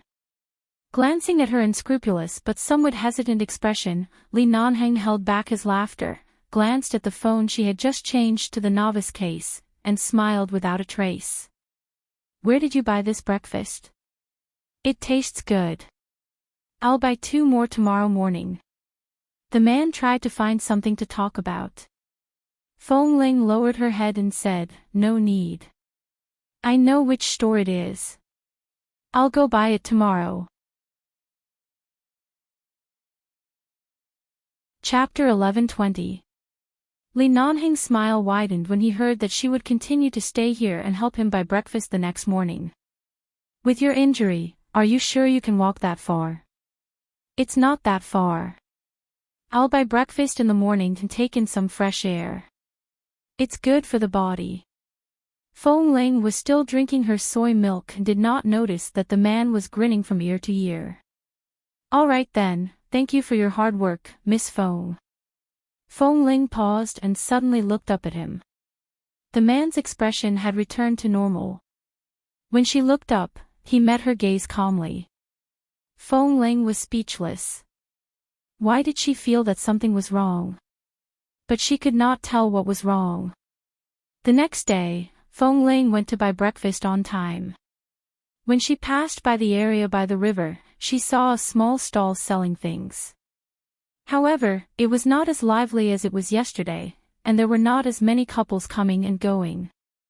That night, because Feng Ling had been injured for 2 or 3 days, she could apply the medicine herself most of the time and did not need to trouble Li Nanhing. She insisted on doing it herself, and Li Nanhing did not force her to do anything. Therefore, by the time she sat on the bed with the medical kit and applied the medicine, it was already very late. Wen Liqing called. Feng Ling, how have you been recently? Hearing that Wen Liqing's voice was a little hoarse, Feng Ling said with concern, I'm fine, it's nothing. I just suffered some superficial wounds a few days ago. I was afraid that you would be worried, so I didn't tell you. Now, the wounds are basically healed. Injured. Wen Liqing raised her voice. Where are you? When Feng Ling went downstairs today, she paid special attention to the surroundings and the name of the hotel. A hotel near the river in the city. I think it's called the Golden City Hotel. I'll visit you tomorrow. No need, what's wrong with your throat? Nothing, I haven't slept well for the past 2 days. In addition, there was a lecture at the medical school today. I sat there with a few of my seniors and talked for the whole day, so my throat is a little hoarse. Feng Ling instinctively felt that Wen Liqing's low spirits had something to do with Dr. Wen, but she did not ask too much. Feng Ling, do you still plan to go back to America? The United States? I've never thought about it. I don't have any friends anywhere, so I'll just work wherever there's a suitable job for me. Mrs. Mo's place isn't a long-term place. As long as the crisis is over, I'll definitely leave. Which normal person would have a bodyguard by their side all the time? It's too redundant. She didn't have a fixed residence. Originally, it didn't matter where she went. She had never thought about where she had to go or where she had to stay. I plan to travel around the world after my speech in the city ends. If you have time, why don't we go together? All over the world. I heard that the countries around the world aren't as peaceful as they seem. Many Western countries are affected by the chaos of war. If you really want to go out, you'd better make a safety plan first. Why are you like my brother? You're so concerned about the safety of others. I'll look for you tomorrow. You've been staying in that hotel recently, right? Okay, give me a call before you arrive. Before hanging up the phone, Feng Ling comforted Wen Liqing with a few words, lest Wen Liqing's slightly depressed mood continue. When she put down the phone, she suddenly raised her eyes and looked at the man who was standing in front of her bedroom door. She was shocked. She was so alert that she didn't even notice when Li Nanhing entered the door. Sure enough, the only person in the world who could make her lose her alertness and come and go without a trace was Li Nanhing. You didn't even knock before coming in. I was about to knock, but I heard you talking on the phone, so I didn't want to disturb you. Feng Ling adjusted her pajamas. Because she had just changed her dressing, a few buttons of her pajamas were still undone, revealing more than half of her shoulder. She adjusted her pajamas without batting an eyelid. It's already so late. Why are you looking for me? Li Nanhing did not enter. He was still leaning against the door frame. Wenliching wants to go out for a walk and wants to bring you along. Yes. He smiled. You haven't been out before. At most, you've been to 2 or 3 places when you were on missions, and most of the time, you were with the people in the base. How do you know that there are so many unknown dangers out there? You're usually so arrogant, but now you know how to persuade Wenliching not to wander around and scare her with all kinds of dangerous words about war-torn countries. You don't want her to go too far, so you want her to stay and continue to create opportunities with Dr. Wen, right? Fengling, I didn't think so much. Li Nanheng's cold brows moved slightly. I've never heard you speak so gently to anyone. You're so patient and comforting and coaxing. It seems that you have a good relationship with Wenliching. As he spoke, the man stood up straight and strode towards her. Fengling saw him approaching and suddenly did not know where to put her hands. She subconsciously touched the medical kit beside her. What are you doing? She paused and said, Li Nanheng, it's very late now. Why aren't you busy with your own things or resting in the bedroom? Why are you here? The man stood in front of her, bent down, and leaned over little by little. Fengling's hand clenched on the medical box. She was not forced to retreat by his aura, but her eyes were obviously a little guarded. His breath came closer and brushed through her pores. Her nose was full of the man's scent. She still remembered the conversation she heard from the young couple yesterday morning. I like you and love you, so I'm willing to take on everything for you. When will you really open yourself up and accept the thousands of good things that a person can do for you?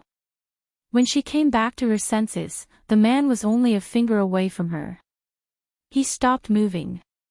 She looked at him and her eyelids twitched. Miss Feng. What? She was really uncomfortable with the words Miss Feng. She felt that every time this man called her these 3 words, it was as if he had bad intentions. Li Nanheng laughed hoarsely. If I was the one who drove by in time to save you when you fainted at the base, would you treat me like how you treated Wenliching? How would I treat her? Gentleness, patience. You're already willing to let go of your true self to the point that you're close to a friend. If it were me, would you give your entire self to me and give it to me without any worries? Chapter 11:21. Fengling felt that this assumption was not valid.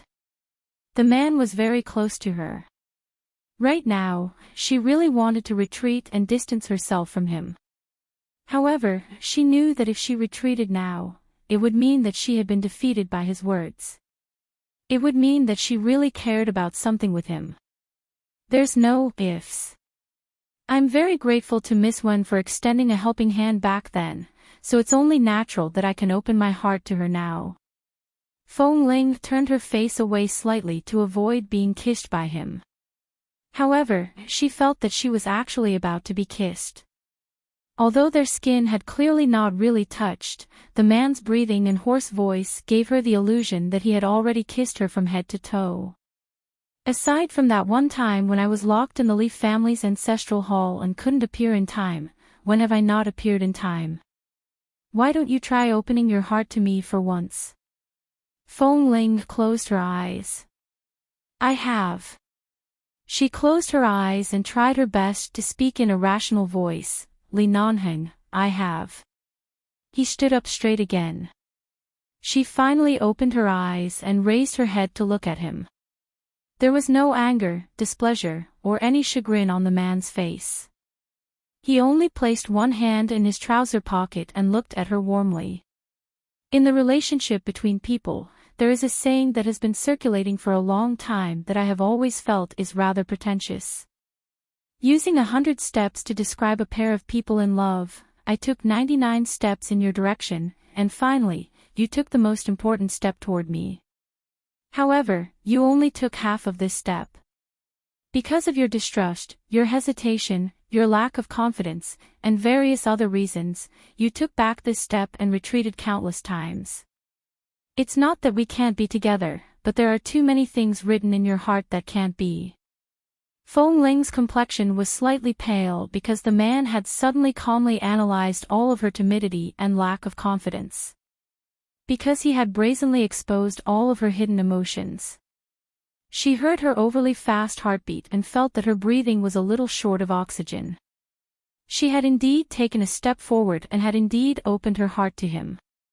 However, it seemed that she had only tentatively and carefully taken a step forward before being frightened back.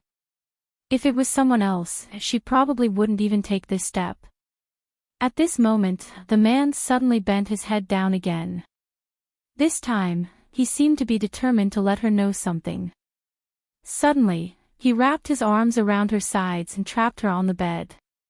Even though Feng Ling did not fall down, she still sat there stiffly, watching the man in front of her. Look into my eyes. Feng Ling. She looked into his eyes. I don't have any other woman. From the beginning to the end, I've only had you. Give yourself a little more confidence.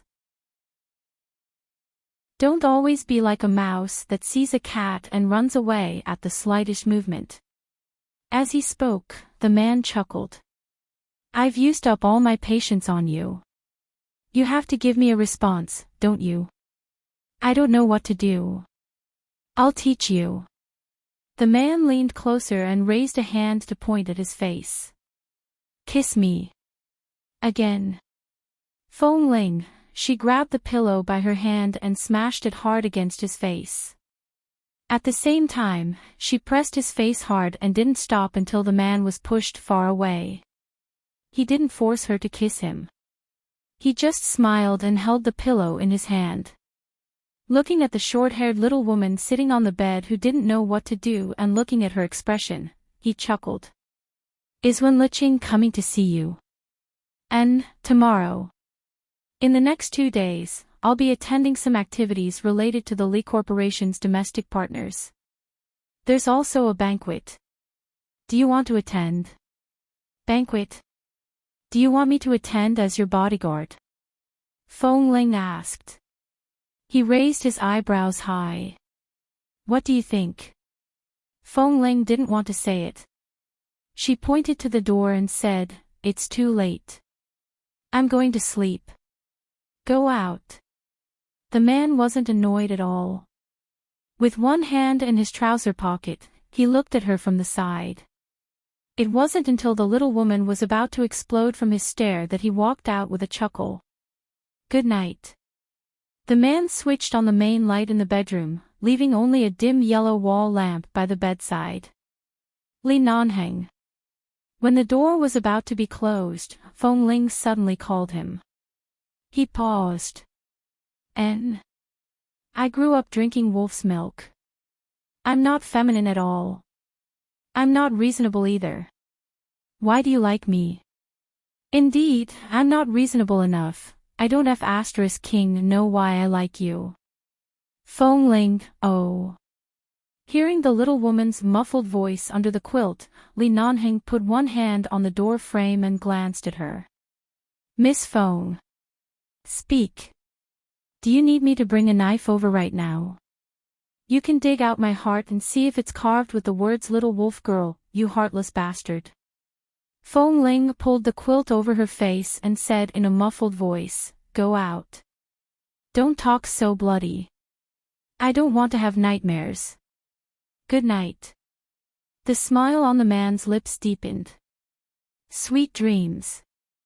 Wenliqing came to find her the next afternoon. Because Feng Ling said that she hadn't eaten at noon, Wenliqing happened to be hungry, so she took a taxi to come over. She rang the doorbell several times outside the room and waited quietly. Suddenly, she heard footsteps. She turned to see that Feng Ling had come back from outside. It seemed that she had just gone out to buy something. Feng Ling was only in her early 20s. The young girl's facial features were cold and beautiful, but also had an unusual beauty. Her short hair was not dried or styled after taking a shower in the morning, and the light black hair color made her skin look even fairer. Feng Ling didn't seem to have put on makeup or dyed her hair. She stood there looking completely plain and clean, making people feel particularly comfortable. At this moment, Feng Ling was wearing a black turtleneck knitted sweater, a thin white outer shirt, and a pair of black flat boots that looked somewhat androgynous. She didn't wear any accessories from head to toe, and she didn't even wear a watch on her wrist. She was holding a beige handbag in her hand, which seemed to contain the things she had just bought. From a distance, it seemed to be just some daily necessities. Feng Ling's temperament had always been indifferent and cold. In the past, when she was in the base, she wore black uniforms with everyone else. When she was not in the base, she usually wore loose clothes that were slightly neutral, but even so, it could not contain the indifferent and cold aura that she exuded from her bones that kept people away. Chapter 11:22. This Feng Ling was very beautiful, but she was cold. Her eyes and brows were gentle, but she didn't look gentle at all. Her temperament was so cold that people couldn't help looking at her. There were so many contradictions in her, but she didn't seem to be out of place. Feng Ling came up. "I just went down to buy something. I thought you would wait a while." With that, she opened the door. "Miss Wen, come in." Wen Liqing walked in, put down her bag, and took the slippers that Feng Ling handed to her. While changing her shoes, she looked inside casually and said, "Feng Ling, you don't live here alone, do you? I haven't asked much about you recently because of my own affairs. I don't know when you moved out of my house, nor when you came to this hotel." Feng Ling paused. "I moved in a few days ago. Several old enemies who chased me when I was on a mission in the United States found me, but fortunately, they were not seriously injured." Wen Liqing changed her shoes and walked in quickly. When she was about to take Feng Ling's arm, she felt that Feng Ling stiffened slightly. She realized that Feng Ling's arm was also injured, so she softened her movements. "Where are your injuries? Let me see." "No need. They're almost healed. I'm a doctor. Let me take a look. Only when I know what's going on will I feel at ease." Hearing her say so, Feng Ling didn't stop her. Wen Liqing opened her clothes and pants to check her injuries and then looked at the almost invisible strangulation mark on her neck, and she nodded. "Sure enough, it's just a superficial wound. Those people dare to run amok in the United States, but they shouldn't be so bold here. It's not easy to transport guns here. Otherwise, if they really chased me, I don't know what would happen." And, indeed. Wen Liqing walked a few steps in this large room, looked around, and said, "This room is too big. It should be the best business suite in this hotel. There are more than 2 or 3 bedrooms, which is larger than the space of ordinary residential families. Even if you are not short of money, you shouldn't come out to live in such a room. And I think..." She glanced at a pair of gray men's shoes at the door. "Here, there should be another man living with you, right? Feng Ling, I thought you knew." Wen Liqing stopped and turned to look at her. "What do I know? Does he know which man you are with?" "How would I know? I can't even take care of myself these past few days. I'm only staying here temporarily to recuperate from my injuries. Moreover, I'm currently being hunted by someone, so it's indeed more suitable for me to stay with him. Otherwise, it'll be easy to implicate others. Besides, there are so many bedrooms here. It's not a big deal if we all live in our own rooms. Who is that man?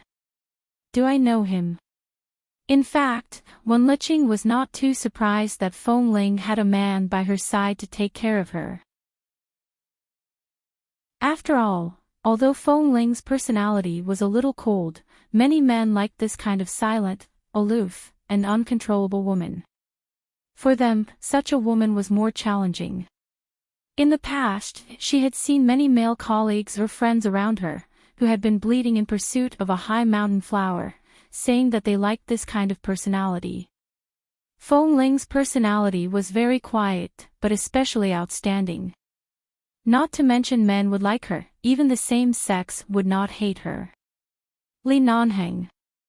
Wen Liqing thought of many possibilities, but the only one she didn't expect was Li Nanheng, who was 1,000 miles away from Feng Ling, between you and Nanheng. She looked at Feng Ling and asked, "Is there any result between you and Nanheng? For so many years, we have been entangled with each other for a long time, and he has always been very concerned about you. As for the matter with the Feng family, he has never mentioned it in the past 3 years. At that time, it was just a piece of news in the media. There has never been any other woman by Nanheng's side, so in fact, we are also very suspicious about whether he was married at that time, and Nanheng has never explained it to us. I just don't know if he has explained it to you or not." Feng Ling turned to look at her. He really explained it to her more than once. Had there really never been any other woman by his side? If he was really married, it was impossible that no woman had ever appeared by his side, not to mention that Nanheng usually came and went to the base. There were so many people, and there were so many people. If there was really a woman, the so-called Mrs. Li, it must have been seen by others. However, it seemed that it was really as Nanheng said. He didn't have any other woman. Feng Ling, Los Angeles is not a small place. If the news that was uploaded by the media was false, the Feng and Li families should have long refuted the rumors. Whether it is true or false, there is no need to pursue it. Why is there no need to pursue it? If Nanheng really hasn't married any other woman, it means that you have misunderstood him all these years. It means that the two of you have been delayed for 3 whole years. Now that the truth is out, shouldn't you rush back into his arms and live a loving life with him? Look, there is a little problem with you, and Nanheng has been watching over you. Where can you find such a man? Don't make it so complicated. This time, I only have a superficial wound. He doesn't want me to be alone outside, so he asked me to stay here. It's not what you think. Wen Liqing looked at her as though she was looking at a melon. Can you tell me, have you ever been serious about Nanheng? Feng Ling was silent for a while and did not answer. It was not until Wen Liqing came over and stared directly into her eyes as though trying to see through her that Feng Ling answered in a low voice, "Yes." Wen Liqing instantly smiled. Recently, because of her brother, she had not smiled like this, but now she was in a good mood and said with a smile, "That's easy. In fact, he and I are too familiar with each other in the base. Perhaps at that time, because I was the only woman in the base, he had no other place to express his feelings, so he just made do with me." Wen Liqing, it was said that men's EQ was not as high as women's, and the words blockhead were often used to describe men. But now, these 4 words were really appropriate to describe Feng Ling, make do with me. Do you want to say that you just made do with me? Maybe. Wen Liqing's eyelids twitched, and her eyes inadvertently swept at the person who suddenly pushed the door open. Chapter 11:23. Knowing that Feng Ling was deliberately being stubborn, Wen Liqing couldn't help sweating for her and subconsciously cleared her throat to remind Feng Ling to pay attention to her words. Feng Ling still looked at her calmly. There are so many men in the base. People like me who haven't developed feelings from the beginning are easily taken away by others. Perhaps if it were someone else who liked me and treated me well, I might have responded seriously. How is that possible? Xiao Fei should have told you before Boss Li did, right? Have you ever fallen in love with Xiao Fei? Wen Liqing said and winked at Feng Ling, reminding her that there was someone behind her. Feng Ling fell into deep thought and then answered seriously, maybe it's just because Boss Li is a little more handsome than Drillmaster Qiao. Boss Li is sure to win. Wen Liqing squeezed out a smile. Really? I think Xiao Fei is also very handsome. Please, please, Feng Ling, if you can say that Boss Li is more handsome, or even if you can say a few words to defend Boss Li on the matter of whether he is handsome or not, perhaps the situation will not be too serious. Don't be stubborn and court death. However, Feng Ling leaned against the coffee table and held her chin seriously with one hand. Indeed, maybe if I had thought about it a little, maybe now I and Drill Master Chiao have already passed our 3-year anniversary. Wen Liqing smiled. If she didn't court death, she wouldn't have died. She really couldn't be saved. Speaking of which, in addition to Boss Li's handsome appearance and high status, he is nothing more than a devil who has bullied me in the base for many years. What on earth made me fall in love with him? Come to think of it, the last thing I should have done was, Wen Liqing suddenly stared at the direction behind Feng Ling and suddenly raised her voice. Nan Heng.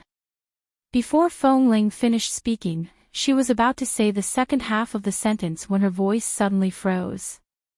She turned around and looked back. The man in a black shirt was standing quietly, unhurriedly rolling up the cuffs of his shirt. At the same time, he gave Wen Liqing a faint smile and greeted her in a normal tone. Isn't your brother also in City C?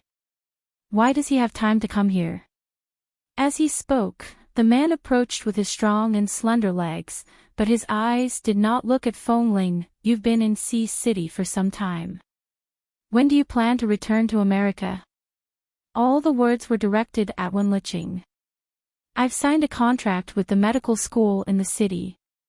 I have to stay there for at least 3 months before I can move. Wen Liqing felt the atmosphere was a little awkward, so she gestured to Feng Ling to explain quickly. When Li Nanheng walked past, he glanced at the coffee table. He seemed to be smiling politely, but his voice was indifferent. Miss Wen, what would you like to drink? I see that your complexion is very ordinary. Forget about the drinks, how about a cup of tea? There are all kinds of flower tea in this hotel. It's a good choice for ladies. Anything is fine, Wen Liqing answered eagerly. 5 minutes later, Li Nanheng came over with 2 cups of high-quality roses and placed them on the coffee table in front of them. Wen Liqing quickly said, "Thank you." "You guys talk first, I'm going to change my clothes," the man said indifferently. All right. Wen Liqing felt that she had known Li Nanheng for so many years. They grew up together, but this was the first time she felt that she had to be so careful when talking to him, for fear of igniting the fire. Li Nanheng nodded and turned to go to the bedroom.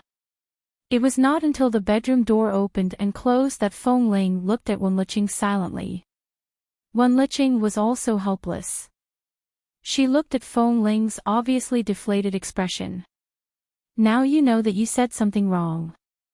I've been reminding you just now. Why didn't you notice it? Feng Ling, I thought you just had a sore throat. You usually say that you are a very quick-witted person. Why do you become so slow when it comes to Li Nanheng? Wen Liqing raised her hand to touch her forehead. I think he is most likely angry. Think of a way to coax him. I originally wanted to talk to you because I was in a bad mood, but now I'm not in the mood to talk to you. Hurry up and solve your own problem. Wen Liqing directly left. She did not dare to drink the flower tea. She was afraid that Li Nanheng would directly poison her because of his expression.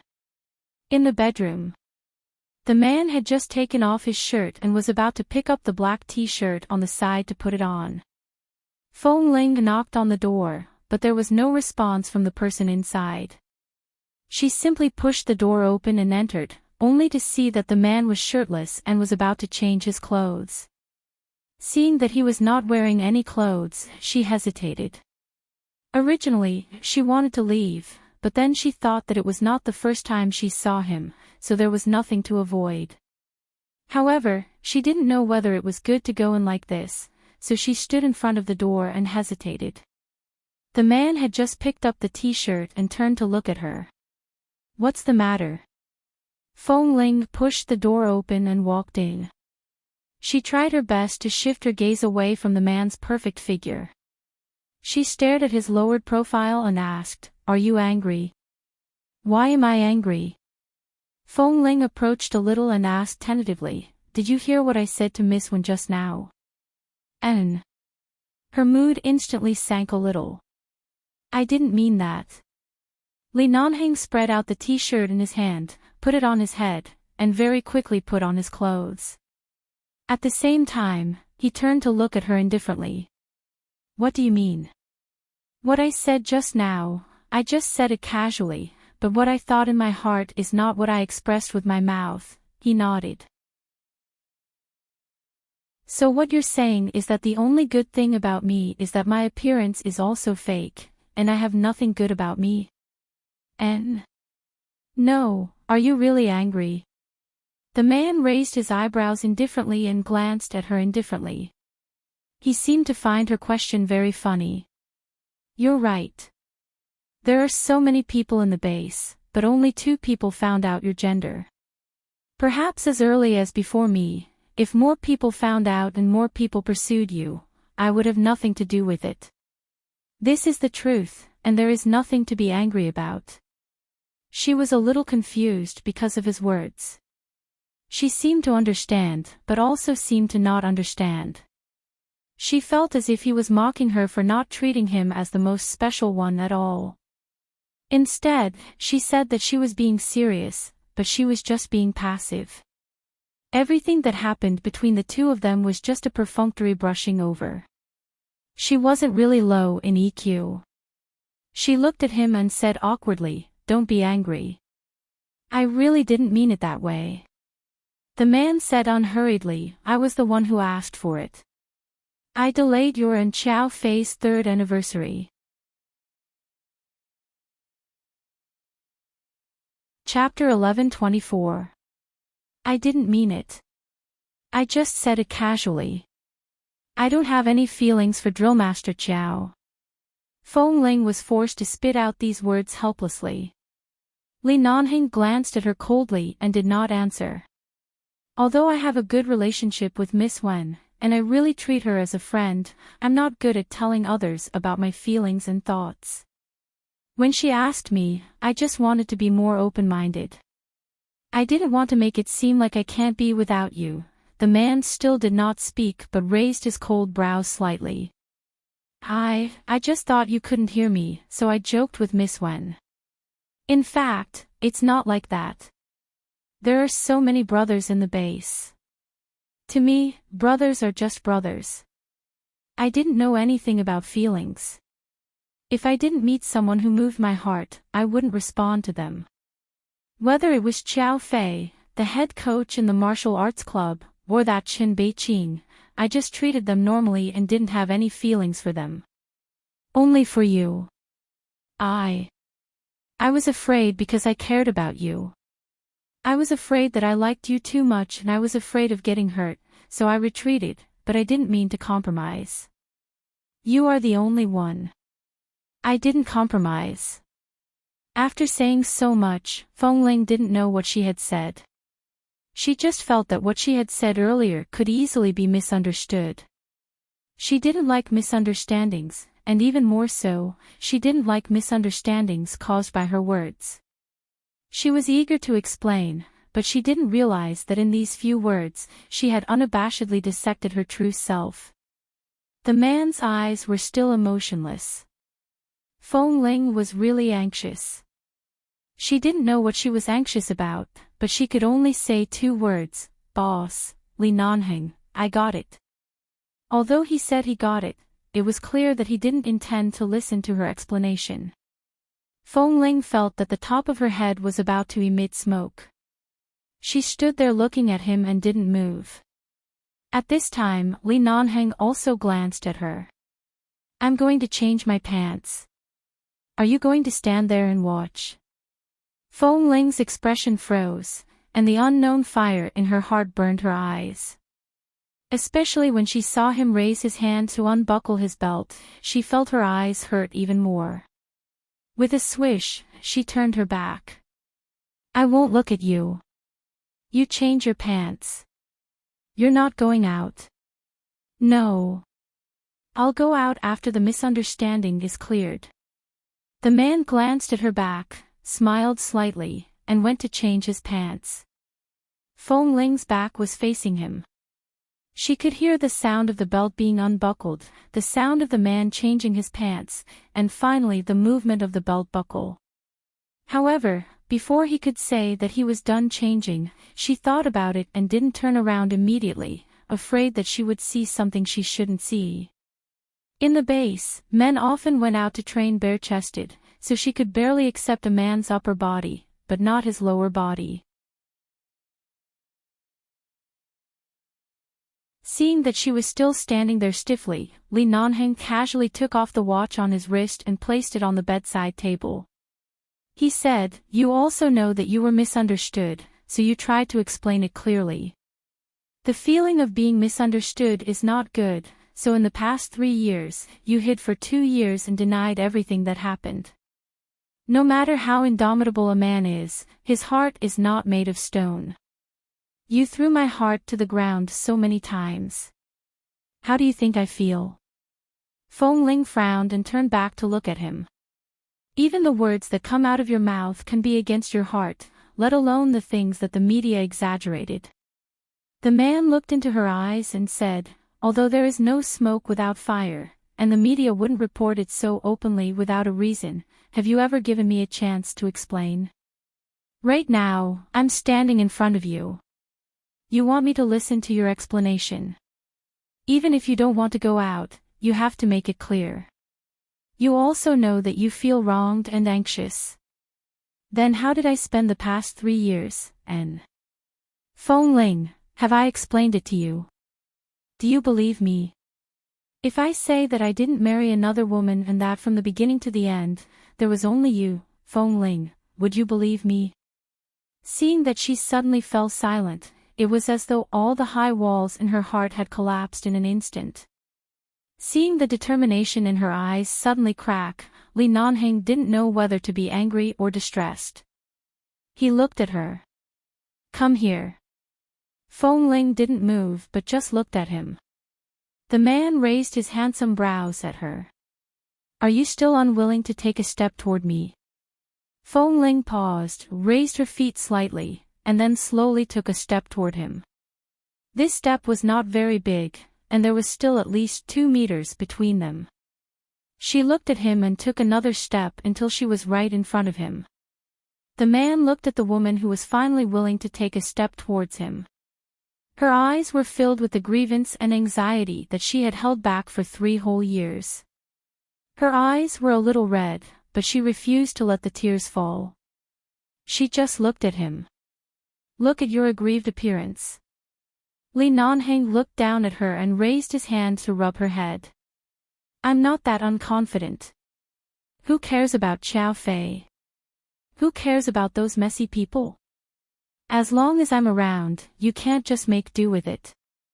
You can only love me dearly. Otherwise, why would you be afraid to this extent? Feng Ling, how can you be so shameless?" Li Nanheng sneered. "If I'm shameless, how can I get a wife?" Feng Ling said angrily with reddened eyes, "So you did it on purpose just now?" Li Nanheng raised his brows. She couldn't continue speaking. Regardless of whether he did it on purpose or not, she was the one who started the problem. If she hadn't been so stubborn just now and suddenly explained herself in a moment of desperation, she wouldn't have made herself so awkward. She was just short of forcing him to dig out her heart for him to see just like he did. The man's hand caressed her head and then paused on the back of her head. He then lowered his eyes to look at her reddened eyes. "Yo, you're crying." Feng Ling, no. Li Nanheng smiled. His cold, slender fingers gently lifted her chin. He lowered his head to approach her and looked into her eyes. "You're clearly crying. The fact that you're crying means that one of the words you said earlier is true." "Which one?" "The one where you said that you have to marry me." Feng Ling. She was so angry that her tears, which were about to burst out, immediately retracted. She was about to speak when the man smiled and opened his arms to pull her into his embrace. He bent down to place a kiss on her forehead. "All right, I'll only allow you to cry this time. I won't let you cry in the future." Chapter 11:25. If the knot in her heart was really opened, it would really be opened. Feng Ling was not such an awkward person. However, the key point was that Li Nanheng was a little too enthusiastic. If they had made up, then so be it. If he had anything to say, he could just let go and say it, but he still pressed her down on the bed and kissed her hard. She tried to dodge but could not. The man pressed her down on the bed, gagged her, and nibbled on her for a long time, saying that she had to return all the things she owed him in the past 3 years. Who owed him 3 years? Who owed him? Feng Ling wanted to kick him, but the skills she learned were all taught by him. Any movement was equivalent to 0 to him. Instead, she was bound even more tightly by his iron arms.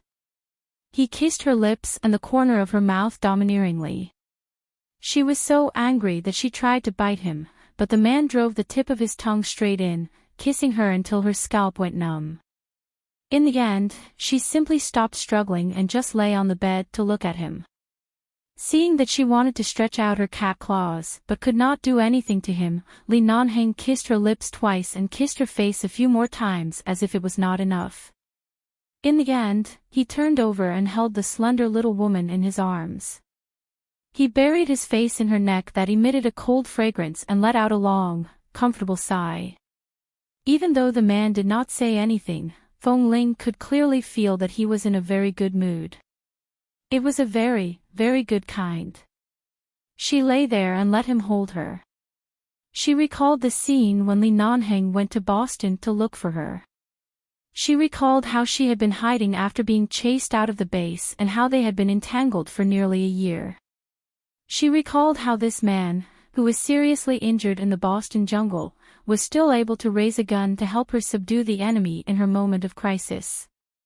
She recalled how he gritted his teeth and coldly asked her to remember what she said when she rejected him again and again. Feng Ling only felt that her heart trembled violently as though it was being held in someone's hands. Her breath was held in her body, unable to come out or go back. "I've held this breath for 3 years. Now, it feels good." The man just held her like this. He did not say anything, nor did he continue to do anything. He just spoke comfortably as though the turbid air had finally been released.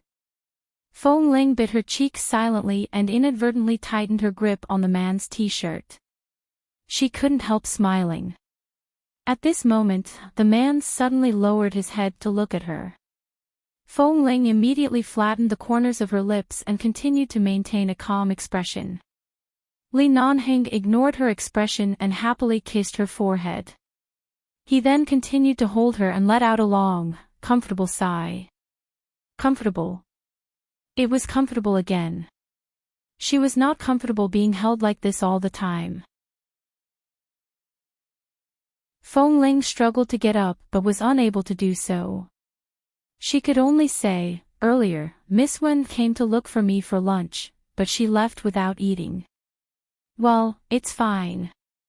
She's not an outsider. I'll just find time to make it up to her." The man hugged her and refused to let go. His voice was low and hoarse, but strangely, she could tell that he was still very happy in his heart. "Feng Ling, I haven't had lunch either. What do you want to eat?" The man looked down at her again. "Eat anything in the hotel, or you can eat in the room. Then ask the hotel staff to send it up." "Wait." Li Nanheng rubbed her head, messed up her hair, and got up to pick up the phone. Feng Ling finally regained her freedom. She got up on the bed in his bedroom and turned to look at the clothes on the man's body. She recalled the scene when she came in and saw him changing his clothes. She glanced at her own clothes that were slightly wrinkled by him and got up to walk out. There was lunch and a buffet in the hotel. Coincidentally, it was lunchtime. She made a call and in less than 10 minutes, the staff came in with a dining cart. After placing the main dishes and side dishes on the table, the staff pushed the dining cart out. Feng Ling had just returned to the bedroom to call Wen Liqing. After confirming that Wen Liqing had left to find her senior sister for lunch, she was relieved to know that she had someone to accompany her. When she walked out of the bedroom, Li Nanheng happened to come over and was about to call her out for lunch. The two of them looked at each other. The smile in the man's eyes did not disappear, causing Feng Ling's mood to be slightly stirred. She coughed and looked at the table. Why are there so many dishes? There's a banquet in the hotel today, and the kitchen has prepared a wide variety of dishes. The people in each room have ordered food, so they have prepared it together. Usually, it's not so sumptuous. Li Nanheng gestured for her to sit down. Feng Ling walked over and sat down. Seeing that there was even matsutake soup on the table, she guessed that the person holding the banquet in this hotel today should not be ordinary. Then she recalled that Li Nanheng said that he had to attend an event with a partner related to the Li Corporation today. He did not say whether it was in this hotel or somewhere else, but he did come back quite early. He was so early that she almost got angry when she was unprepared. Li Nanheng sat down and watched as she carefully placed the tableware and then scooped some soup to drink. From the looks of it, she was really hungry. When she was hungry, she would not make excuses. It was probably because she was used to living in the base. When she was hungry, she would eat. When she was thirsty, she would drink. There was no need to be shy about anything. Everyone was comfortable. Previously, because of her words that she might be dating Qiao Fei for 3 years, although his impetuous mood had been soothed, now that he saw her eating, the ice and snow in his heart really melted. This mood came out of nowhere.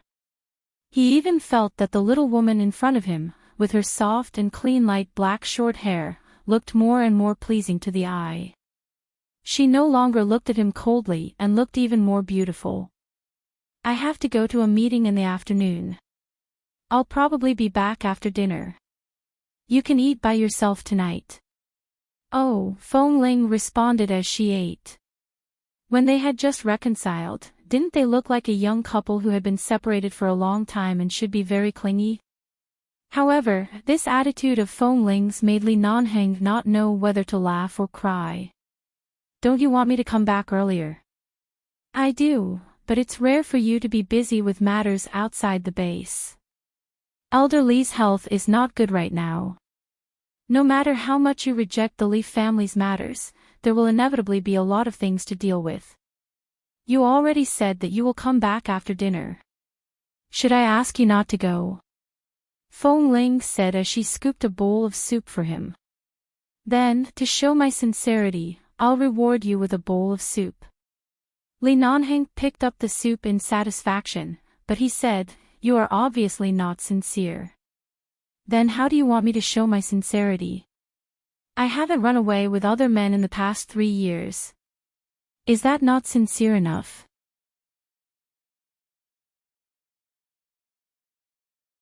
Chapter 11:26. That's because you met the best man when you first opened your eyes. No one else can enter your eyes, the man said as he blew at the soup in the bowl and took a sip. Feng Ling, so shameless. Wash up and wait for me to come back tonight, the man suddenly said when he put down the bowl. Feng Ling had just picked up a mouthful of food and was about to put it into her mouth. Hearing his words, she paused and looked up at him. What? The man glanced at her meaningfully. What? What did you say just now? Wash up and wait for you. Feng Ling glared at him. Li Nanheng, is your purpose, don't you take a shower before going to bed? Yes. So what I said is wrong. You usually go to bed after taking a shower. I told you not to sleep so early after taking a shower and wait for me to come back. Is there a problem? Remember to pay attention to the two more serious wounds when you take a shower. Try not to touch water for the time being.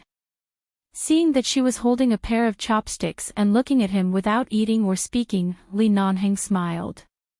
What did you think I said just now?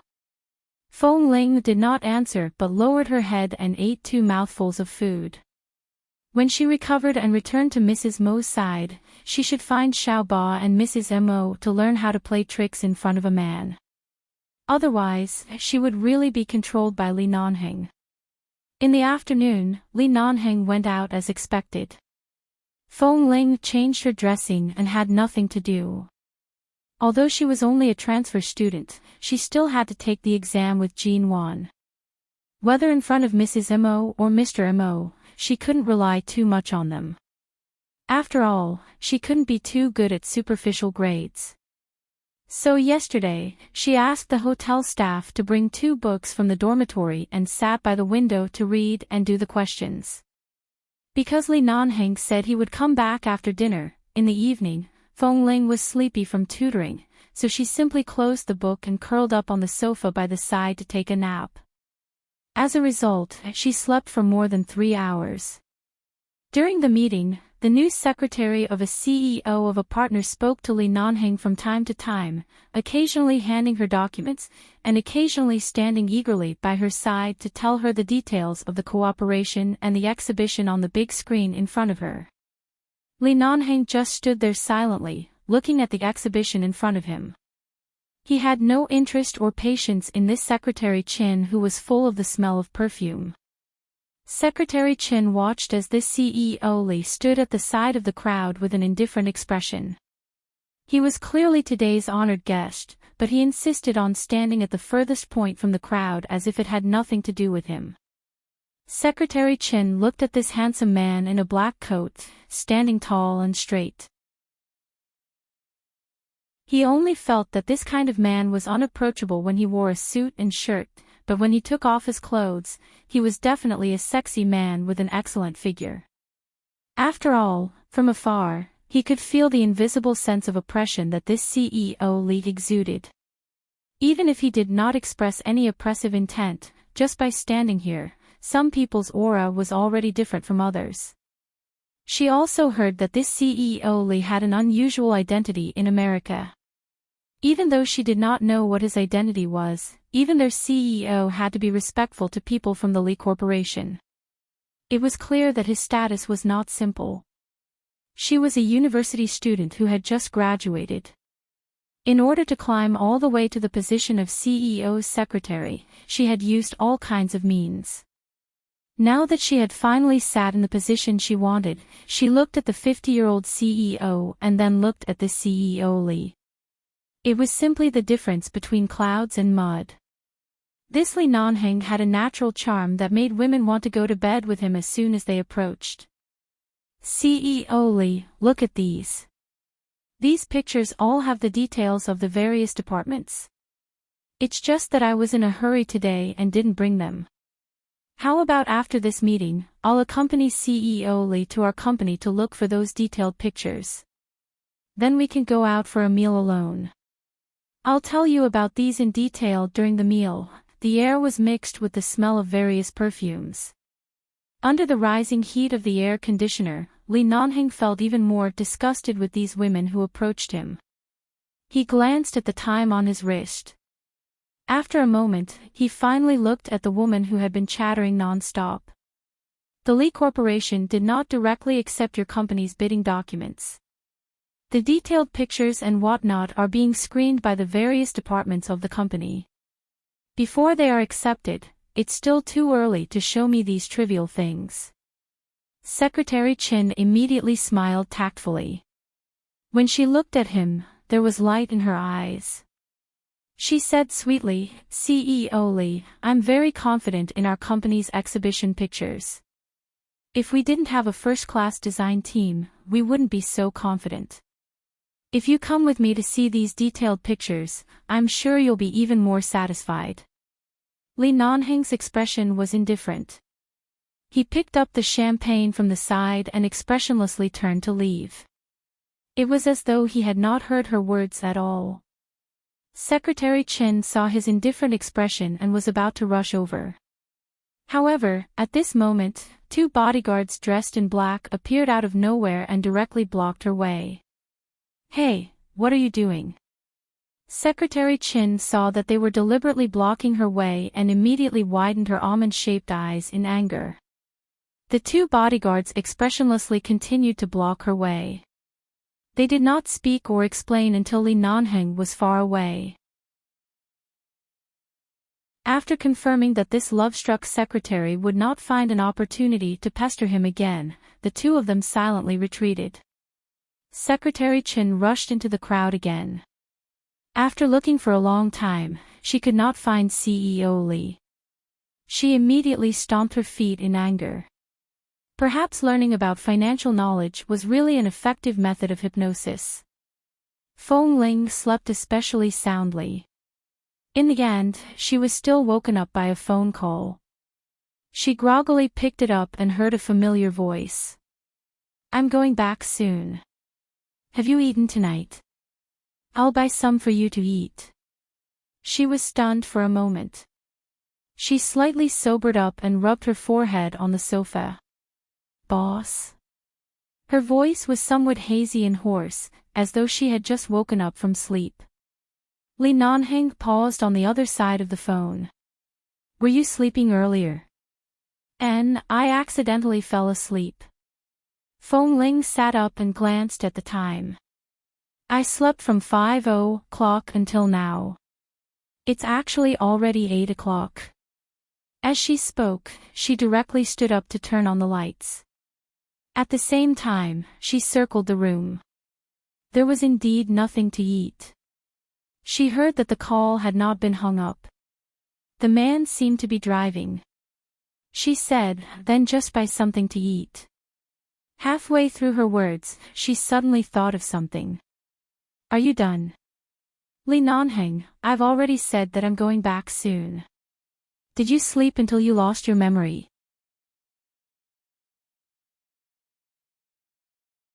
Chapter 11:27. Feng Ling, I was a little muddle-headed just now. As expected of Feng Ling. Other women couldn't wait to ponder every word of his over and over again to find some traces of feelings, but she was really a model of fickleness. Li Nanheng glanced at the food city he passed by and remembered that Feng Ling liked the rice noodles there last time. She said that it was one of her favorite foods after coming to China. He drove the car over and said to the phone, "All right, wash your face and get ready to welcome your husband back." Feng Ling. "Whose husband?" "I don't have a husband." At this time, the man had already hung up the phone with a smile, got out of the car and went straight to the smoky food city. This food city not only had special snacks from all over the world, but there were also some shops selling various small things that girls liked. Li Nanheng waited for the rice noodles to be cooked in that shop. Because there were too many people waiting in line, he simply turned to walk outside. When he passed by those shops, he saw the various gadgets, accessories, and toys inside and found that he seemed to have never seen these things in Feng Ling's room or suitcase. In the past, she didn't have these things in her room. It was not that she didn't go shopping, but she didn't buy them. Did she not like them or had she never seen them before? Li Nanheng casually picked up something that looked like a small music box. As soon as he picked it up, the little thing sounded in his hand. He looked at it for a while and put it down.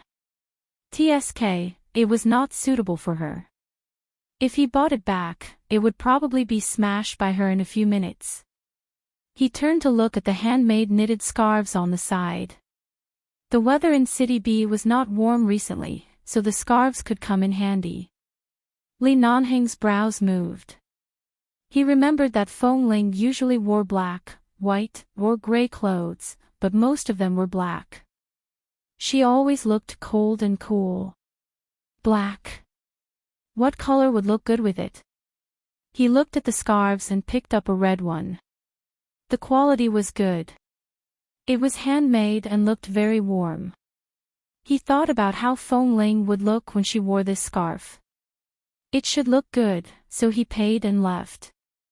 When he was about to go back to pick up the rice noodles, he saw a shop selling handmade soap and various handmade gadgets. There were a few hand creams on the stall. He saw a few words written on the introduction below: moisturizing, long-term use can eliminate thin calluses.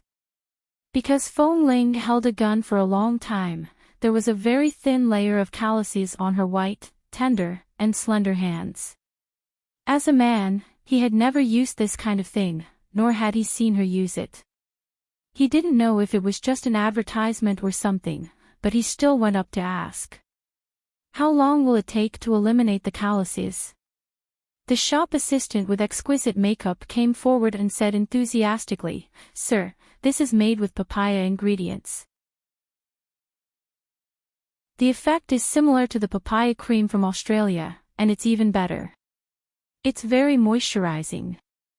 It's our new product this year. The weather is getting cold, and both men and women's hands will be very dry. It's good for the skin to apply some hand cream."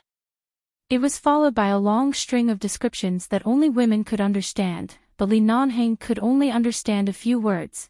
Persevere, the thin cocoon will slowly soften until it disappears. In the past, Li Nanheng didn't think there was anything wrong with the thin calluses on Feng Ling's palms. She had been training in the base for a long time and didn't get tanned. It was just a thin layer of calluses on her palms. But when Liqing once accidentally mentioned that no girl would not care about this. It was natural to love beauty and pursue perfection. After listening to the shop assistant's extravagant advertising, Li Nanheng didn't say anything more and bought two. He then went to take away the cooked rice noodles and drove back to the hotel. Since this man bought the hand creams, the shop assistant's eyes almost never left him. They saw that he actually went to buy a bag of rice noodles and then walked out. Then they saw the car he was driving and thought of the trench coat and suit he was wearing just now. They knew that he was definitely not a simple person. And this man not only looked not simple in his clothes and aura, but also dazzling just standing in the crowd. But he actually just bought a bag of rice noodles. Shouldn't this kind of person live in a 7-star hotel, eat Michelin food, and drink red wine that costs tens of thousands of yuan? A few minutes later, Li Nanheng parked the car in the underground parking lot of the 7-star hotel and entered the elevator with a bag of things and a bag of rice noodles in his hand. Feng Ling hadn't gone to take a shower. Anyway, she had bathed in the morning. She didn't go out much except to buy some things at noon. She didn't sweat much. She had slept too deeply, so her head was still swollen. She still wanted to sleep. But when she thought that Li Nanheng would be back soon, she persisted for a while and put away the books she had read in the afternoon. Not long after, the man pushed the door open and entered. Feng Ling walked out of the bedroom not because the man had returned but because she smelled the rice noodles. She saw the bag in his hand. "Did you buy rice noodles?" "Yes, I bought rice noodles." Li Nanheng nodded. Seeing the little woman standing there in her pajamas, like a little wife who had waited at home for her husband all day, Li Nanheng raised his brows. "Go get the bowl." Feng Ling went to the kitchen to get the bowl, took the rice noodles, and put them in the bowl. When she turned back, she saw that the man had handed her another bag. She opened it and glanced at it. There was a red hand-knitted scarf that felt soft and warm, and 2 hand lotions. Feng Ling stood there in a daze. She didn't understand why he bought these things, nor could she guess the reason. "Don't stand there in a daze. Go eat first." Feng Ling put down the bag in her hand and turned back to the dining table. As she put the rice noodles into a small bowl, she couldn't imagine why someone like Li Nanheng would go to a small food city alone to buy these things for her. Last time, when she said she would go to eat there, it was only a spur-of-the-moment idea. At that time, she felt that Li Nanheng sat in that kind of food city. Even though he didn't seem to be unwilling, she still felt that he didn't fit in that kind of place. Thus, she never expected that Lee Non-heng would go there again and even help her pack rice noodles. And these rice noodles were the same taste she had last time. At that time, he clearly didn't say anything, but he remembered the taste she liked. Fong Ling glanced at the bag on the sofa thoughtfully. She knew that there was a shop that sold those things nearby. So, did Lee Non-heng buy these things for her on the way? Thinking about how a man like him, who was like the king of hell in front of terrorists, would actually choose some small gifts for her in that kind of place, that scene must be shocking.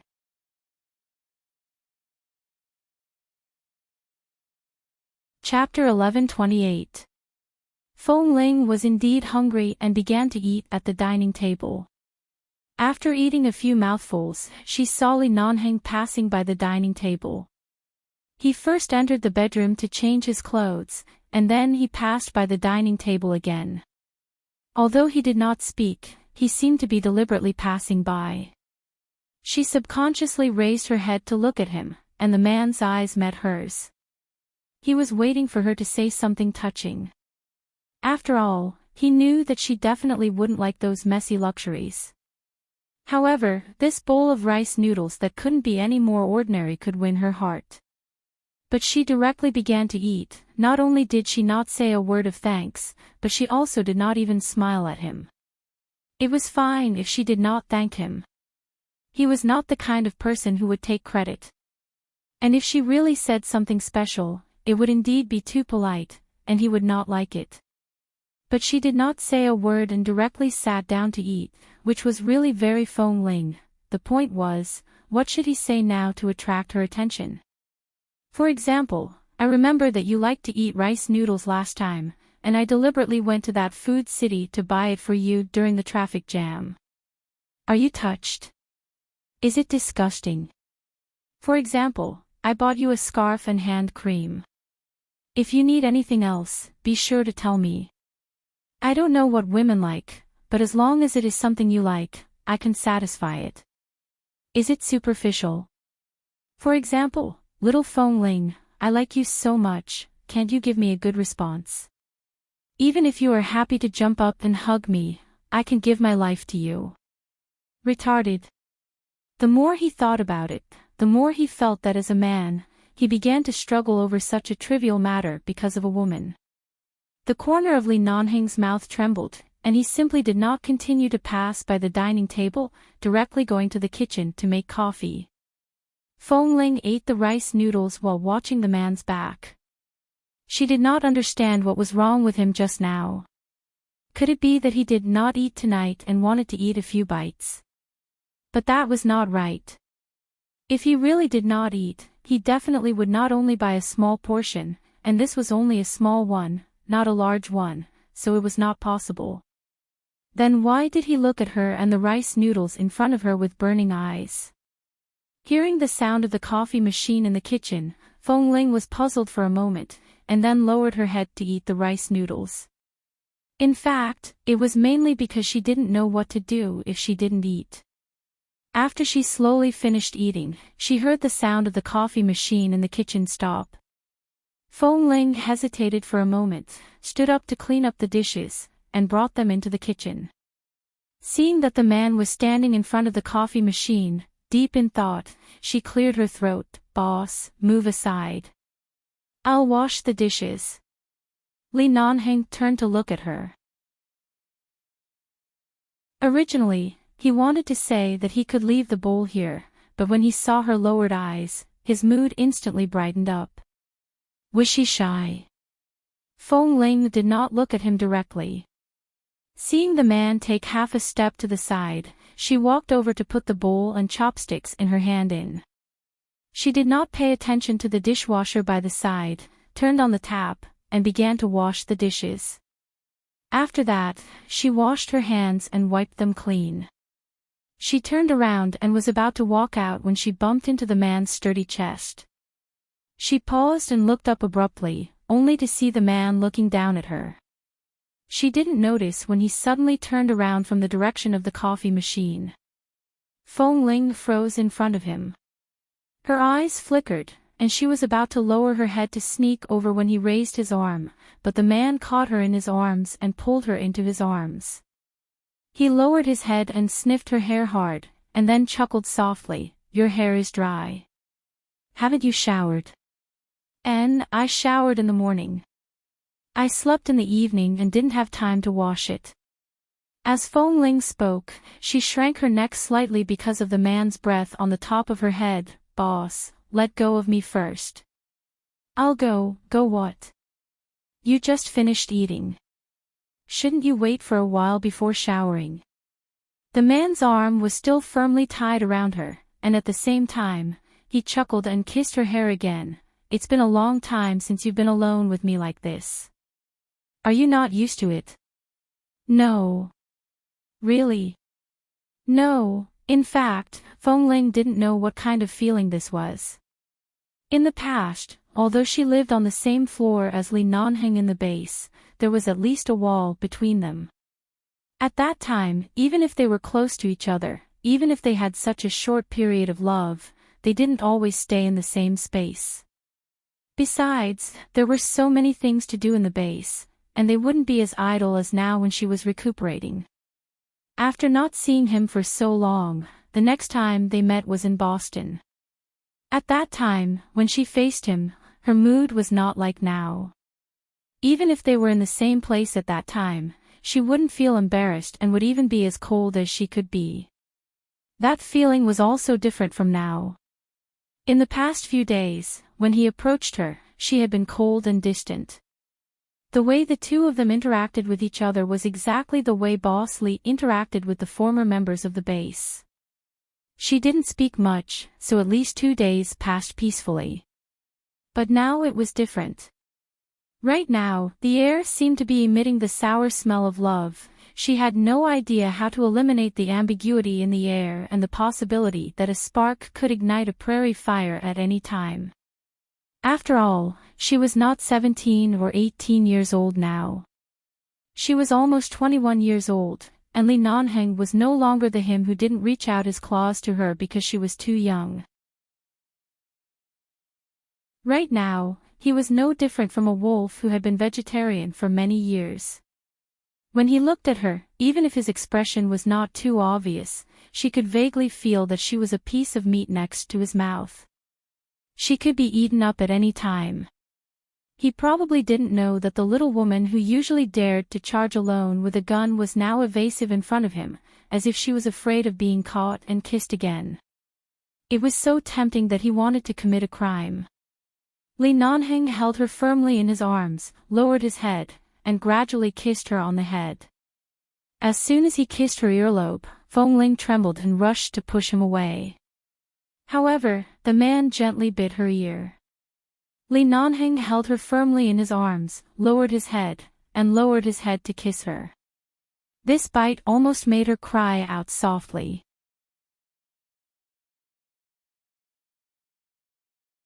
Chapter 11:29. Feng Ling hurriedly raised her hand to cover her ears and looked up at him. "Don't." The man paused slightly but didn't move away. He just looked at her from such a close distance. He saw her red ears and her face that was still trying to maintain composure. So sensitive. Feng Ling could only cover her reddening ears with her hand and say, "My injury is almost healed. Mrs. Mo is going to attend an event tomorrow night. Although she didn't ask me to accompany her, this is my job after all. I plan to go back to her side tomorrow and continue to work as a bodyguard. I can't be lazy just because of this minor injury. Otherwise, I'll be too ashamed of Mr. Mo and Mrs. Mo's trust in me." "So?" the man said as he glanced at the injury on her arm. According to the habit of the base, it was indeed not a big problem, but if Jin Wan saw this injury, she would probably drive her back and let her continue to rest. "So, don't kiss me. If something happens, how can I see Mrs. Mo tomorrow?" Feng Ling said and coughed again. "I've just been injured. She will definitely open my clothes to check carefully, Li Nanheng didn't speak at first but just looked down at her. Although the man didn't speak, his gaze on her was a bit hot. Feng Ling raised her hand to adjust the collar of her clothes and glanced at him again. The meaning in her eyes was self-evident. Li Nanheng suddenly smiled and said casually, "What do you think I'm going to do to you?" This time, not only Feng Ling's ears turned red, but she felt that her face might also become hot. She immediately said, "I'm going back to the bedroom to take a shower." With that, she was about to leave. However, just as she was about to turn away, the man lowered his head to block her face. Feng Ling almost kissed his face when she turned away. She paused and looked up at him, only to see that the man was smiling. She glared at him. "No matter what, I'm still your boyfriend. It's fine if you don't accompany me to the party, but you should at least kiss me before going to bed." Boyfriend. She didn't remember using this title when they were in the base or even when they were in a relationship. Was he already considered her boyfriend now? It was just that he didn't remember that night on the snowy mountain. Otherwise, he would probably be talking about her man right now. Feng Ling looked at him expressionlessly. "Protecting Mrs. Mo is my duty. It has nothing to do with accompanying you. Besides, haven't we been busy all these years? What's there to accompany? Do you think I like you just so you can ignore me? But, no buts. Are you going to kiss me or not? What does a kiss mean? I'm happy." Feng Ling looked at him speechlessly. She looked at his lips and then at his face. Although she was not short, in front of this man, there was still a long distance between them. She raised her head and quickly kissed the man's cheek, then pushed him away and was about to leave. "All right, I'm going to take a shower." At this moment, the man smiled contentedly, pulled her back into his arms with his long arms, lowered his head, and kissed her hard on the lips. When Feng Ling glared at him because he didn't keep his words, he kissed the corner of her lips again. "Go." His tone was still a bit dissatisfied, but he had to let her go for now, and there was an indescribable doting tone in it. Finally, when the man was willing to let go of her, Feng Ling slipped back into the room to take a shower. Feng Ling slept soundly until 9:00 the next morning. When she opened her eyes, she habitually looked at the time. After taking a shower last night, she went out of the bedroom and saw that Li Nanheng was on the phone. From what he said, it seemed that he had a lot of things to do in City C. She didn't disturb him and went back to the bedroom to dry her hair and sleep. It was already so late, but she still hadn't contacted Jean Wan. She immediately woke up and sat up. When she walked out of the bedroom, she found that she was the only one in the room. She picked up her cell phone and called Jean Wan. After making an appointment with Jean Wan to meet her at the event in the evening, she called Li Nanheng again. Li Nanheng quickly picked up the call. Feng Ling didn't take the initiative to call him often. The man was in the car rushing to an exhibition venue. He casually flipped through the thick documents on his lap and said with a smile, "Good morning, Miss Feng." Feng Ling wasn't used to this sudden change of situation, but since the misunderstanding had been resolved, she didn't want to make too much trouble. After all, she knew who her heart belonged to. She asked a bit embarrassedly, "You've already gone out?" "And I have a lot of things to do today. I have to go to the business partners' banquet tonight." After accompanying Jean Wan tonight, will you go straight back to the hotel or accompany her back to the university? Not necessarily. I'll see when it's over. If it's too late, I'll go to the university to pick you up. You'll go to pick me up? Then what should I say if Mrs. Mo sees me? Do you think Jean Wan is stupid? Can't she see that there's something going on between you and me? That's right. Last time when Mr. Mo came over, he should know something from their tone. He just didn't say it out loud. Where will you accompany her to attend the event tonight? I don't know yet. I won't know until I meet her in the afternoon. Call me when you're sure. I'll pick you up tonight. Okay. Feng Ling hung up the phone and went to wash up. Before leaving the hotel, she called Wen Liqing, but the call didn't go through. Wen Liqing seemed to be busy. Thinking that Wen Liqing's recent situation didn't seem to be very good, she didn't continue to call. It was better to ask her when she was in a better state. Wen Liqing signed a contract with the medical college as a guest professor for 3 months, teaching some Western medical concepts, clinical medical experiments, and so on. Of course, she didn't like to show off, so most of the time she liked to help her seniors who came to work with her. She was very low-key and didn't want to show her face as much as possible. Today, she and her seniors were going to the provincial hospital to do clinical experiments and teaching. It was said that the provincial hospital also invited well-known medical figures from all over the world to participate and observe. After Wen Liqing arrived at the provincial hospital with her seniors, she hurriedly changed into a light green disinfectant suit, put on a mask, and was about to go to the consultation room specially arranged for them by the hospital. Just as she was about to enter the consultation room, Wen Liqing raised her eyes and suddenly saw several people standing outside the door. One of them was as tall as Jade, wearing a long white doctor's gown, standing quietly there, talking to the leader of the provincial hospital next to him. The moment he noticed her gaze, he turned his head and looked her in the eyes.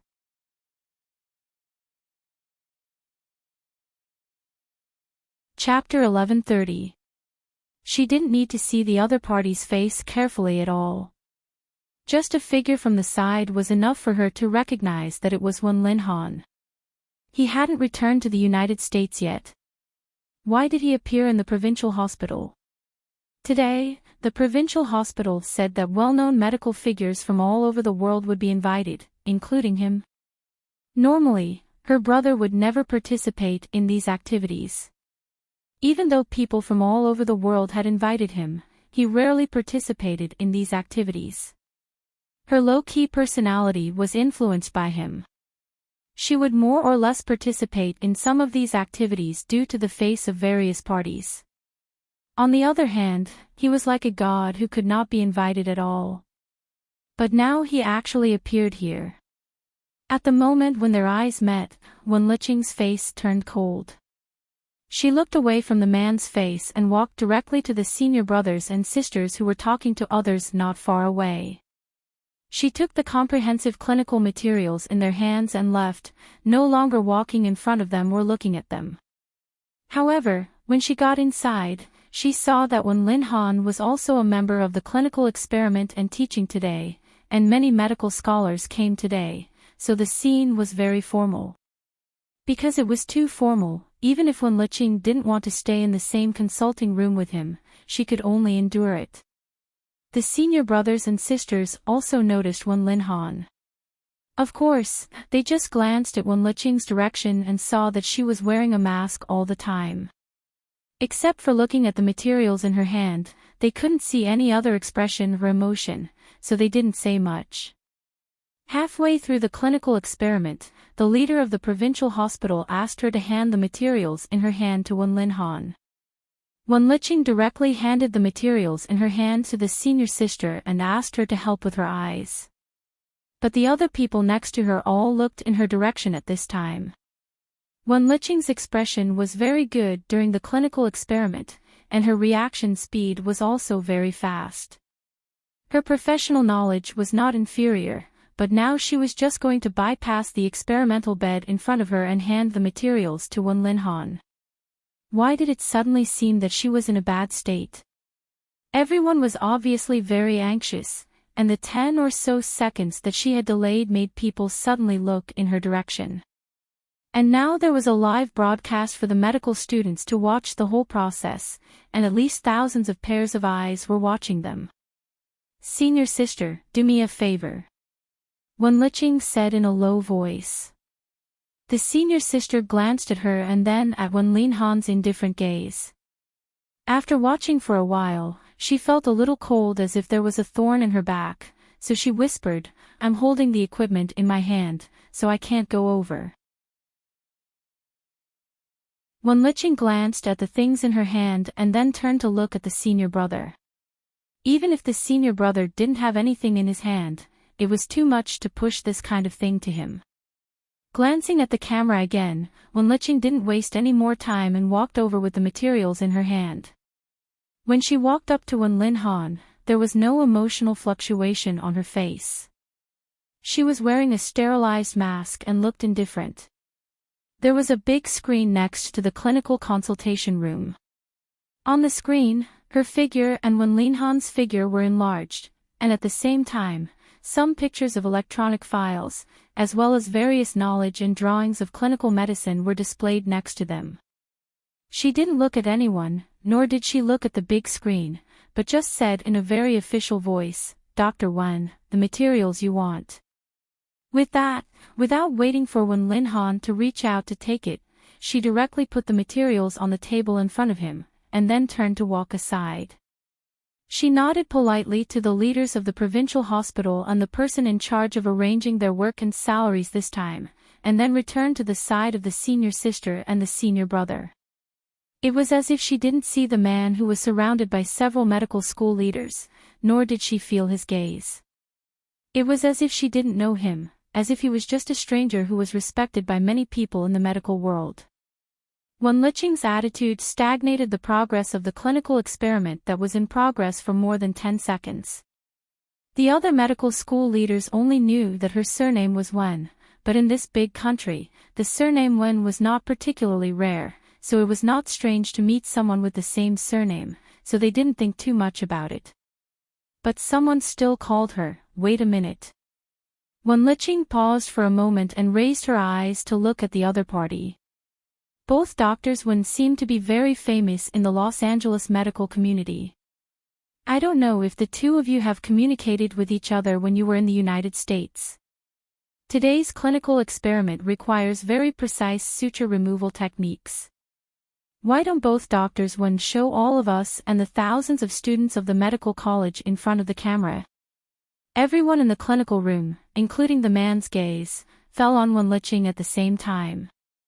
Wenlicheng didn't look at Wenlicheng, nor did she pay special attention to the man's gaze.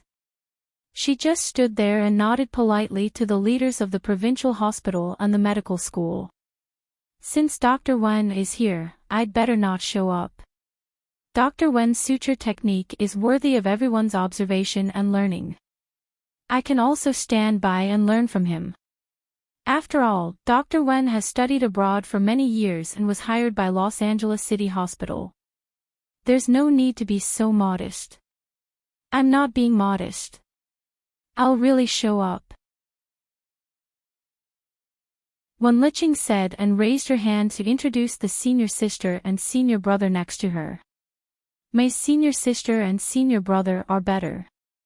They will demonstrate to the students with Dr. Wen, so the effect will be better.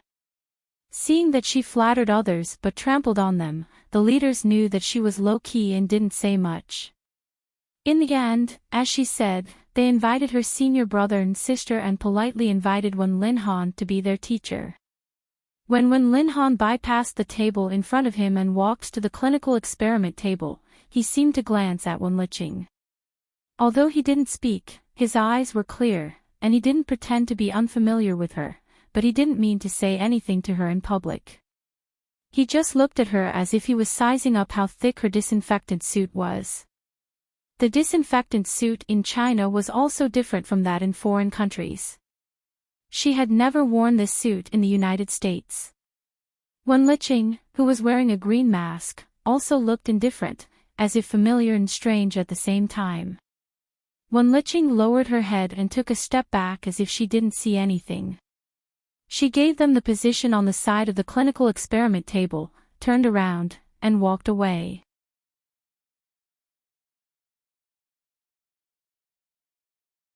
Chapter 1131. When Feng Ling and Jin Wan went to meet, Jin Wan did as Li Nanhing said. She lifted Feng Ling's clothes and examined her for a long time. She furrowed her brows in heartache as she looked at the wounds that appeared to have healed on the surface, but who knew how long it would take for the scars to disappear.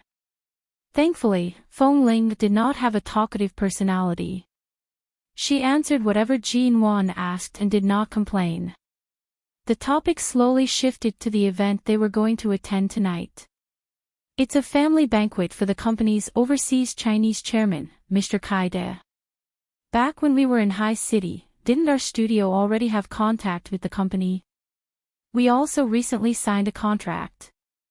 Mr. Kai Da's entire family has migrated from America to live in the country and has just settled down in City A.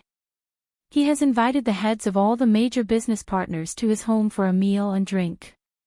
It's a very simple family banquet, but there might be more people attending.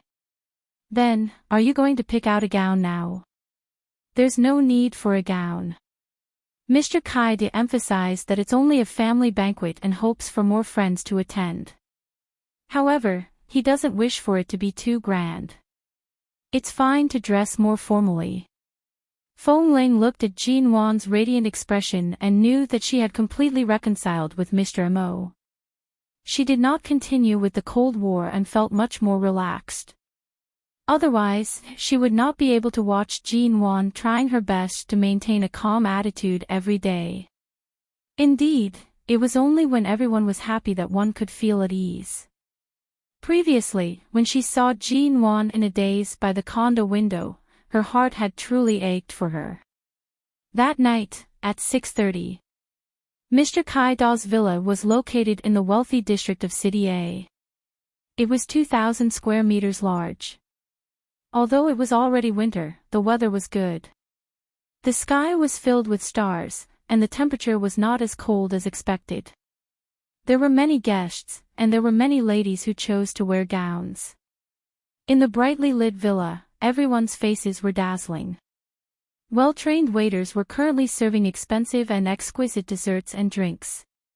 The guests continued to arrive, and there were many of them.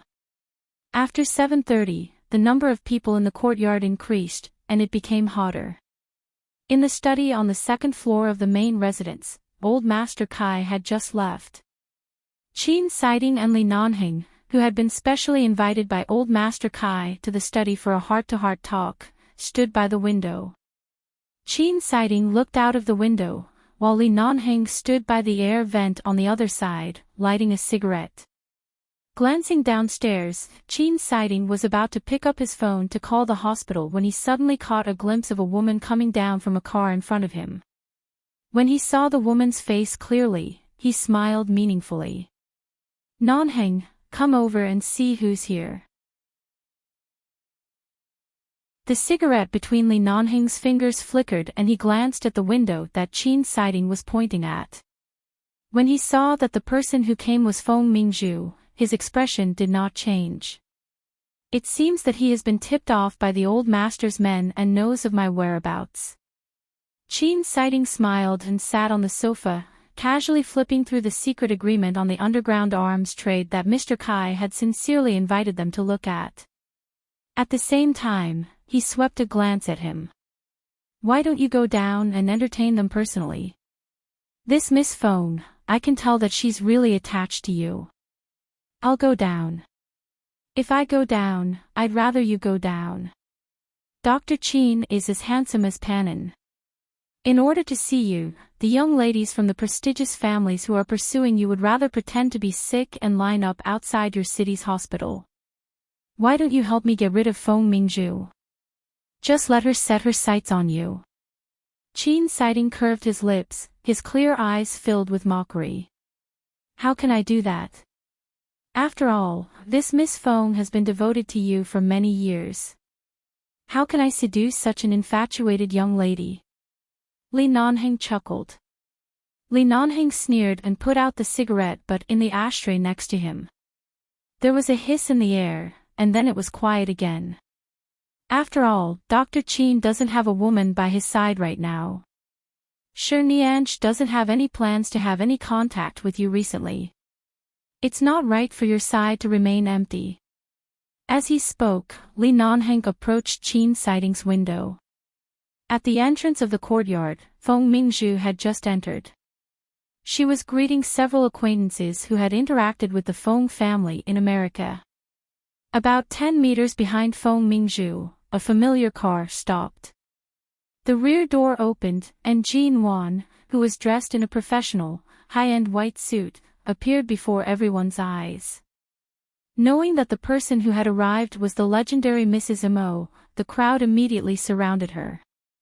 Only Li Nanheng's gaze was on the figure who had casually stepped out of the car. Feng Ling was dressed in a white blouse and black jeans, with a simple cashmere jacket over the blouse. She was still wearing a pair of black leather boots that she usually liked to wear.